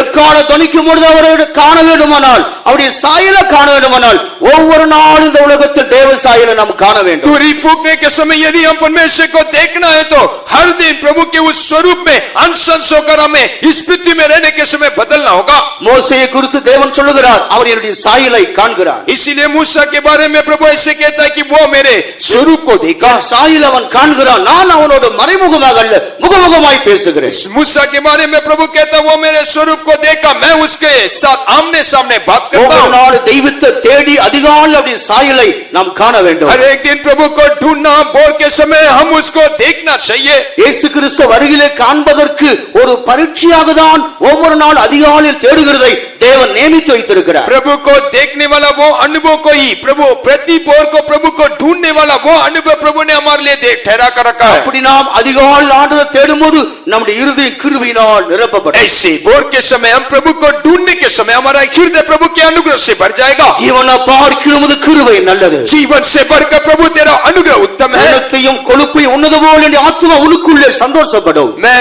चर्बी और चिकना भोजन लेने के समान मेरा आत्मा तो उसमें तृप्त होगा. நம்முடைய சரீரத்தை ஜீவிக்க வைப்பது தேவனுடைய கிருபையாக இருக்கிறது. मेरे शरीर को जीवित रखना परमेश्वर का अनुग्रह है. என்ன கேட்கிற அருமையான சகோதரனே சகோதரியே, इसको सुनने वाले प्रिय भाइयों और बहनों, விசேஷமாக தேவன் அறிந்திருக்கிற தேவ ஜனங்களாகி தேவ குடும்பங்களே, इसीलिए विशेष तौर से जो प्रभु को जानने वाले परमेश्वर के परिवार में रहने वाले प्रभु के வருகையிலே நாம் எடுத்துக்கொள்ளப்பட வேண்டுமானால், यदि प्रभु के आगमन में हम उठा लिया நம்முடைய जाए, வீடுகளில் நாமும் நம்முடைய பிள்ளைகளை சேர்ந்து அதிகாலையில் தெய்வத்தை துதித்து பழக வேண்டும். हमारे परिवार में हम हमारे बच्चों के साथ प्रभु को भोर के समय तड़के उठ के हमें स्तुति करना चाहिए. காலையிலே தேவனை துதித்து நாம் மகிமைப்படுத்த வேண்டும். भोर के समय हम प्रभु को स्तुति करते हुए महिमा करना चाहिए. காலையிலே தேவனை துதித்து தேவ வல்லமையிலே நாம் பலனடைய வேண்டும். भोर के समय प्रभु को स्तुति करते हुए प्रभु के सामर्थ में हम भर जाना चाहिए. நமக்குண்டான எல்லாவற்றையும் ஆண்டவர் ஆயத்தப்படுத்துவது அதிகாலையில் தான். प्रभु हमारे लिए सारे बातों को भोर के समय वो तैयार करके रखता है. காலைதோறும் அவர் நம்மை விசாரிக்கிறார். भोर के समय वो हमें मुलाकात करता है. நமக்கு யார் விசாரிக்க இல்லை என்று நாம் பயப்படுகிறோம், யோசிக்கிறோம். हमारे लिए कोई नहीं है करके हम डरते हैं, हम सोचते हैं. அவர் காலைதோறும் உங்களை விசாரிக்கிறனானபடியால் கவலைகள் யாவையும் அவர் மேல் வைத்து விடுங்க. भोर के समय वो हमारा चिंता करता है, इसलिए हमारे सारे बोझों को हम उसके ऊपर ढाल देना चाहिए. காலைதோறும் தெய்வத்தை தேடுகிற ஒரு மனிதனை கவலை ஆட்கொள்ள முடியாது. அந்த கவலையானது அவனை ஒன்றும் செய்ய முடியாது. भोर के समय जब प्रभु को ढूंढता है उसको कोई बोझ कोई दर्द उसको काबू में नहीं लाएगा. அதிகாலை தெய்வத்தை தேடுகிற ஒரு அனுபவத்தை நீ உண்டாக்கி கொண்டால் உன் வாழ்க்கையிலே தோல்வி இல்லை. यदि आप भोर के समय प्रभु को ढूंढने वाला एक अनुभव आपके जीवन में रहने पर आपके जीवन में हरावट कदापि नहीं आएगा. ஒவ்வொரு நாளும் நீ ஜெய் எடுக்கும்படி காலையிலே தேவனுடைய மகிமையை கண்டுவிட வேண்டும். हर दिन जय को प्राप्त करने के लिए भोर के समय प्रभु के उस महिमा को आप प्राप्त करना चाहिए. புலம்பல் பாடுகிறார், நாம் நிர்மலமாகாது இருக்கிறது கர்த்தருடைய கிருபையே. विलाप वाला ऐसे गीत गाता है, मैं नाश नहीं हुआ वो परमेश्वर का दया நாம் है. நிர்மலமாக்காமல் காக்கப்பட்டு வருகிறது அவருடைய கிருபையே. हम नाश नहीं हुए, वो केवल परमेश्वर का अनुग्रह है. அவைகள் காலைதோறும் புதியவை. वो प्रति भोर के समय वो नया है. அவருடைய இரக்கங்களுக்கு முடிவில்லை. उसकी दया के लिए कोई अंत नहीं. காலையிலே எழுந்து தெய்வத்தை தேடி அவருடைய இரக்கத்தை பெற்றுக்கொள்ள வேண்டும். भोर के समय तड़के उठकर उसके अनुग्रह को उसकी दया को हम ढूंढ कर पा लेना அந்த चाहिए. இரக்கம் நம்முடைய நம்மேல் இருக்க வரைக்கும் ஒரு குறைவு நமக்கு கிடையாது. यदि वो दया हमारे ऊपर रहने पर कोई गति हमारे जीवन में नहीं होगा. காலைதோறும் தெய்வத்தை துதிக்கிற ஒரு அக்கினியானது நம்முடைய ஒவ்வொருவருக்குள்ளும் இந்த நாளிலே போடப்படுவதாக. भोर के समय प्रभु को ढूंढने वाला एक आग इन दिनों में हमारे हृदय में ढाला जाना चाहिए. காலைதோறும் தெய்வத்தை தேடுகிற ஒரு தாகம் ஒவ்வொருவருக்குள்ளும் இந்த நாளில் भोर உண்டாக்கப்படுவதாக. के समय प्रभु को ढूंढने वाला एक प्यास इन दिनों में हमारे हर एक के भीतर चाहिए. காலைதோறும் தெய்வத்தை தேடி நம்மை பின்தொடர்ந்து வருகிற சத்துருக்களை எதிர்கொள்வோமாக. भोर के समय प्रभु को ढूंढते हुए हमारे पीछा करने वाले हर एक शैतान को हम सामना करेंगे. ஒவ்வொரு நாளும் காலையில தேவனுடைய வல்லமையை நாம் தரித்து கொண்டால் சத்துருக்களுக்கு எதிர்த்து நாம் நிற்க முடியும். यदि प्रति भोर के समय परमेश्वर की वो सामर्थ को हम फैल लेने पर हमारा विरोध करने वाले उस शत्रु को हम सामना कर सकते हैं. எரிகோவின் கோட்டையானது எப்படி தகர்க்கப்பட்டது? यरीहो का शहरपना कैसा गिरा दिया गया. அதிகாலையில் ஆர்ப்பரித்தார்கள். भोर के समय वे स्तुति किए. பட்டணத்தை சுற்றிலும் அதிகாலையில் ஆர்ப்பரித்த பொழுது नगर के चारों तरफ जब उन्होंने भोर के समय ललकारे, வல்லமையான மதில் அருகே எரிகோவின் மதில் இடிந்து விழுந்தது. सामर्थ्य वो शहरपना यरीहो का शहरपना गिर पड़ा. அந்த எரிகோ மதிலானது முழுவதுமாக சரிந்து விழுந்தது. यरीहो का शहरपना पूरी दिशा से बहुत चौरस भूमि हो गया. எவ்வளவுதான் தடைகள் இருந்தாலும், कोई भी रुकावट क्यों ना हो, எவ்வளவுதான் எதிர்ப்புகள் कोई இருந்தாலும், भी सामना करने वाला क्यों ना हो, எவ்வளவுதான் சத்துடைய போராட்டம் இருந்தாலும், कैसे भी शत्रु आपका सामना करता होगा, காலைதோறும் எழுந்துடி குடும்பத்தில் ஆண்டவரை நீ துதிப்பாயானால் भोर के समय आप परिवार के साथ प्रभु को आप स्तुति करने से உன் குடும்பத்திலே கிரியை செய்கிற வல்லமைகள் கொஞ்சம் கொஞ்சமாக முற்றிலுமாக அழிக்கப்படும். आपके परिवार के विरोध में काम करने वाला हर एक सामने थोड़ा थोड़ा वो नाश किया जाएगा. விலகிக் கொள்ளாமல் தெய்வத்தை நீ எழுந்து துதிக்காமல் ஜீவித்துக் கொண்டிருக்கிறார். यदि इस बात को जाने बिना आप तड़के उठकर प्रभु को स्तुति किए बिना रहने से, பிள்ளை ஒவ்வொரு நாள் ஆண்டவரை துதிக்க எழும்புறதுக்கதாக ஒரு தாகத்தை உனக்குள்ளே உண்டாக்கிக்கொள். हर दिन भोर के समय उठकर प्रभु को स्तुति करने वाला एक प्यास आपके हृदय में आना चाहिए. அந்த அனுபவம் உன்னை உயர்த்தி காண்பிக்கும். वो अनुभव आपके जीवन को ऊंचा அந்த करेगा. அனுபவம் உன்னை பூமியில உயர்த்தி கொண்டு போகும். वो अनुभव आपको इस पृथ्वी में ऊंचाई में ले जाएगा. உலகத்தில் நீ ஒரு ஞானியாக மாற முடியும். आप इस संसार में एक बुद्धिमान पुरुष होकर बन ஒரு सकते हैं. சத்துருக்களை உன்னை தொட முடியாது. कोई शत्रु आपको स्पर्श नहीं करेगा. ஆண்டவரை துதித்து கிருபையிலே பலப்பட்டு ஆத்மாவானது அவருடைய சந்தோஷத்தினால் நிரப்பப்பட வேண்டும். आप प्रभु को स्तुति करते हुए अपने प्राण में आप भला चंगा रहकर आप आगे की ओर बढ़ सकते हैं. அதாவது இயேசு கிறிஸ்து விதமாக சொல்லுகிறார், हमारा प्रभु यीशु मसीह से कहता है, அவர் என்னை காலைதோறும் எழுப்புகிறார். भोर के समय वो मुझे उठाता है. ஆண்டவராக இயேசு கிறிஸ்து அந்த அனுபவத்தை செய்திருக்கிறார். यीशु मसीह के जीवन में भी अनुभव था. ஏசாயா 50ஆம் அதிகாரத்தில் வாசிக்கும் பொழுது यशायाह भविष्यवक्ता का पुस्तक 50वां अध्याय அவர் में காலைதோறும் என்னை எழுப்புகிறார். भोर प्रति भोर के समय वो मुझे उठाता है. ஆண்டவருக்கு அப்படி ஒரு கிருபை தேவையா இருந்திருக்கு. यदि यीशु मसीह के लिए ऐसे एक अनुग्रह आवश्यकता हो, வசனத்தை கொஞ்சம் வாசித்து காட்டுங்க. वो वचन को पढ़कर देखिए. அவர் காலைதோறும் என்னை எழுப்புகிறார். படிங்க. चौथा वचन. प्रभु यहोवा ने मुझे सीखने वालों की जीभ दी है कि मैं थके हुए को अपने वचन के द्वारा संभालना जानूं. भोर को वो नित्य मुझे जगाता और मेरा कान खोलता है कि मैं शिष्य के समान सुनूं. இளைப்படைந்தவனுக்கு சமயத்துக்கேற்ற வார்த்தை சொல்ல நான் அறியும்படிக்கு கர்த்தராகிய ஆண்டவர் எனக்கு கல்விமானின் நாவை தந்தறினார், காலை தோறும் என்னை எழுப்புகிறார். காலைதோறும் என்ன எழுப்புகிறார். भोर के समय वो नित्य मुझे जगाता है. அந்த கல்விமானுடைய நாவு எப்படி அவருக்கு வருகிறது? कैसे ये सिखाने वालों का जीव उसने प्राप्त कर लिया. நாங்கள் எப்படி ஊழியம் செய்கிறோம்? हम कैसे सेवा करते हैं. நாங்கள் எப்படி ஜீவி செய்கிறோம்? हम कैसे जीव அந்த जीते हैं. காலையிலே தேவன் கொடுக்கிற கிருபையினால், वो भोर के समय प्रभु देने वाला वो अनुग्रह, அந்த காலையிலே அவருடைய மகிமை காண்கிற அனுபவத்தினால், वो भोर के समय उसकी महिमा को देखने वाला वो இந்த अनुभव. ஊழியத்தில் எவ்வளவு எதிர்ப்பு வந்தாலும், ये सेवा में कितना இந்த सामना ஊழியத்தில் எவ்வளவுதான் எதிர்ப்புகள் பாடுகள் வந்தாலும், कई सामना करने वाले दर्द दुखाने से भी அந்த கிருபை எங்களிலே பெருகிறபடியால், वो अनुग्रह हमारे भीतर बढ़ने के कारण, அந்த கிருபை எங்களிலே பலன் செய்கிறபடியால், वो अनुग्रह हमारे भीतर बलवंत होने के நாங்கள் कारण சோர்ந்து போவதில்லை என்று பவுல் எழுதுகிறார். हम निराश नहीं होते हैं करके संत पौलुस लिखता है. காலைதோறும் அவர் நம்மை எழுப்ப வேண்டும். भोर के समय वो हमें जगाना चाहिए. காலைதோறும் எழுந்து நாம் அவரை துதித்து அவரோடு பேச வேண்டும். भोर के समय हम उठना जागना प्रभु के साथ हम बात करना चाहिए. காலைதோறும் நீ எழுந்து பழகினால் உனக்கு ஒரு தோல்வியும் கிடையாது. यदि भोर के समय हम उठने के लिए सीखे, आपके जीवन में पराजय नहीं அந்த आएगा. அனுபவமே உன்னை உயர்த்தும். वो अनुभव आपके जीवन में एक ऊंचा अनुभव लेकर கர்த்தருடைய आएगा. வழியில் எடுத்துக்கொள்ளப்படுவர்களுக்கு ஒவ்வொரு நாளும் காலையில அப்சென்ட் ஆகாமல் தேவ சமூகத்தை தேடக்கூடிய அனுபவம் அவளுக்கு தேவை. அதுக்கு ஒரு தாகமும் தேவை. परमेश्वर के आगमन में उठा लिए जाने वाले लोगों के भीतर भोर के समय उठने वाला अनुभव चाहिए और भोर के समय प्रभु को ढूंढने वाला एक प्यास होना चाहिए. அந்த தாகத்தின் நாளில் நாம் ஒவ்வொரு பெற்று இந்த இடத்தை விட்டு கடந்து போக வேண்டும். उस प्यास के साथ हम इन दिनों में प्रभु के समुख में वो अनुभव को प्राप्त करते हुए इस जगह से हम நம்ம लौटना है. ரட்சித்த தேவன் அதிகாலையில் இருந்து துதிக்க வேண்டாமோ? हमें उद्धार किया वो उस प्रभु को हम भोर के समय उठकर स्तुति नहीं நம்முடைய करना. பாவங்களை போக்கின தேவன் அதிகாலையில் தேட வேண்டாமோ? हमारा पापों को दूर किया वो प्रभु को भोर के समय हम स्तुति नहीं நம்ம करना. அக்கிரமங்களை மன்னித்த தெய்வத்தை காலதோறும் நாம் தேட வேண்டாமோ? हमारा अन्याय को क्षमा किया वो परमेश्वर को भोर के समय हम स्तुति नहीं करना. ஒரு குறைவில்லாமல் நம்மை போஷிக்கிற தெய்வத்தை அதிகாலையில போற்றி பாட வேண்டாமோ? कोई गड्डी के बिना में पालन पोषण करने वाला वो प्रभु को भोर के समय हम स्तुति नहीं करना. நம்முடைய சத்துருக்களுக்கெல்லாம் நம்ம விலைக்கு பாதுகாக்கிற தெய்வத்தை அதிகாலையில் எழுந்து துதித்து ஸ்தோத்திரிக்க வேண்டாம். हमारे शत्रुओं से हमें बचाने वाला वो प्रभु को भोर के समय हम स्तुति नहीं करना. இந்த உலகத்திலே நம்ம உயர்த்தி மேன்மைப்படுத்துகிற தெய்வத்தை நம்ம உயர்த்தி துதிக்க அவருடைய சமூகத்தை தேடாமல் இருக்க முடியுமோ? हमें इस संसार में ऊंचा किया वो प्रभु को भोर के समय उसके समूह को ढूंढने बिना हम कैसे रह सकते हैं. காலையிலே தெய்வத்தை துதித்து நம்முடைய வீட்டை ஒரு சந்தோஷத்தின் வீடுகளாய் மாற்றிக்கொள்ள வேண்டும். भोर के समय हम प्रभु को स्तुति करते हुए हमारा भवन को हमारा घर को हम आनंद का घरों का निवास அப்பொழுது நம்முடைய வீடு ஒரு ஆனந்தத்தின் வீடாய் तब மாற்றப்படும். हमारा घर आनंद का भवन होकर बन जाएगा. நம்ம வீடுகளில் ஒரு வல்லமை கிரியை செய்ய हमारा परिवार के विरोध में कोई सामर्थ काम नहीं करना. தெய்வத்தை துதிக்கிற ஒரு மனிதனை தொடுவதற்கு சாத்தானுக்கு பயம் உண்டு. जो कोई परमेश्वर को स्तुति करता है उसको स्पर्श करने के लिए शैतान डरेगा. மருத்துவர்களும் மௌனத்தில் இருக்கிறவனை கர்த்தரை துதிக்கிறது இல்லை. जो मर गए जो खामोश में उतरे वो प्रभु को स्तुति नहीं कर सकते. நாமோ இது முதற்கொண்டு என்றென்றைக்கும் அவரை துதிப்போமாக. लेकिन हम आगे से प्रभु को आने वाले अनुभव समय में हम धन्यवाद करते நம்முடைய रहेंगे. ஆத்துமாவிலே ஒரு ஜீவன் இருந்தால் ஒவ்வொரு நாளும் தெய்வத்தை எழுந்து துதிப்போம். यदि हमारा प्राण में एक जीवन है तो हर दिन भोर के समय हम धड़के उठ के प्रभु को हम धन्यवाद அந்த करेंगे. உயிருள்ள தெய்வத்தை துதித்து துதியிலே பலப்படுவோம். उस जीवित परमेश्वर को हम धन्यवाद करते हुए उस स्तुति में हम बलवंत हो जाएंगे. இந்த தாகம் ஒவ்வொரு நாளும் நம்மளுக்குள் இருந்தது நம்ம எழுப்பட்டோம். उस प्यास हर दिन हमारे भीतर पाया जाकर प्रति भोर के समय हमें उठाना चाहिए. அநேக ரட்சிப்பின் ஆரம்பத்தில் இதை கை கொண்டு வந்தார்கள். कई लोग उद्धार के आरंभ में ये अनुभव उनके जीवन में रहा. ஆனால் இப்போ இருதயமானது மரித்த நிலவரத்தில் இருக்கிறது.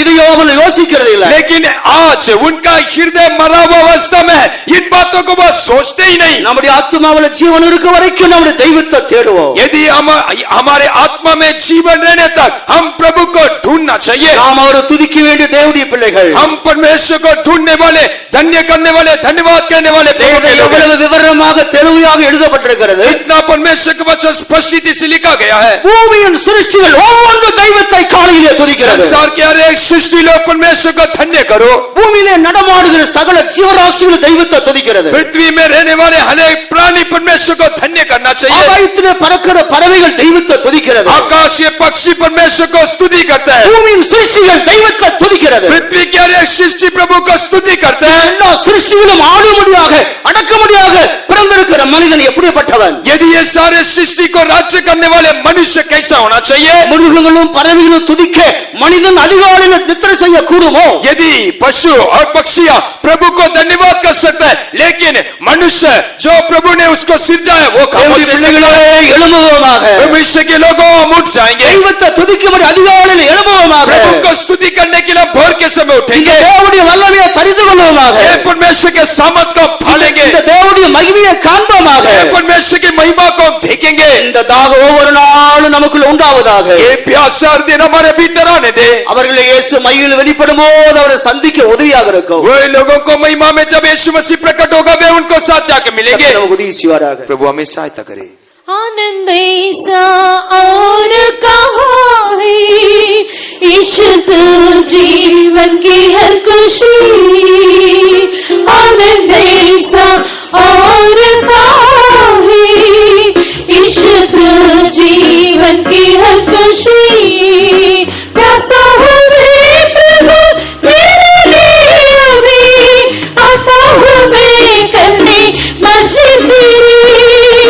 प्यासा हूँ मैं प्रभु तेरे लिए अभी, आता हूँ मैं करने मर्जी तेरी। सियों तरफ तो कृपा कर प्रभु जी, पल पर पल मेरे माता प्रभु सदा। सियों तरफ तो कृपा कर प्रभु जी, पल पर पल मेरे माता प्रभु सदा।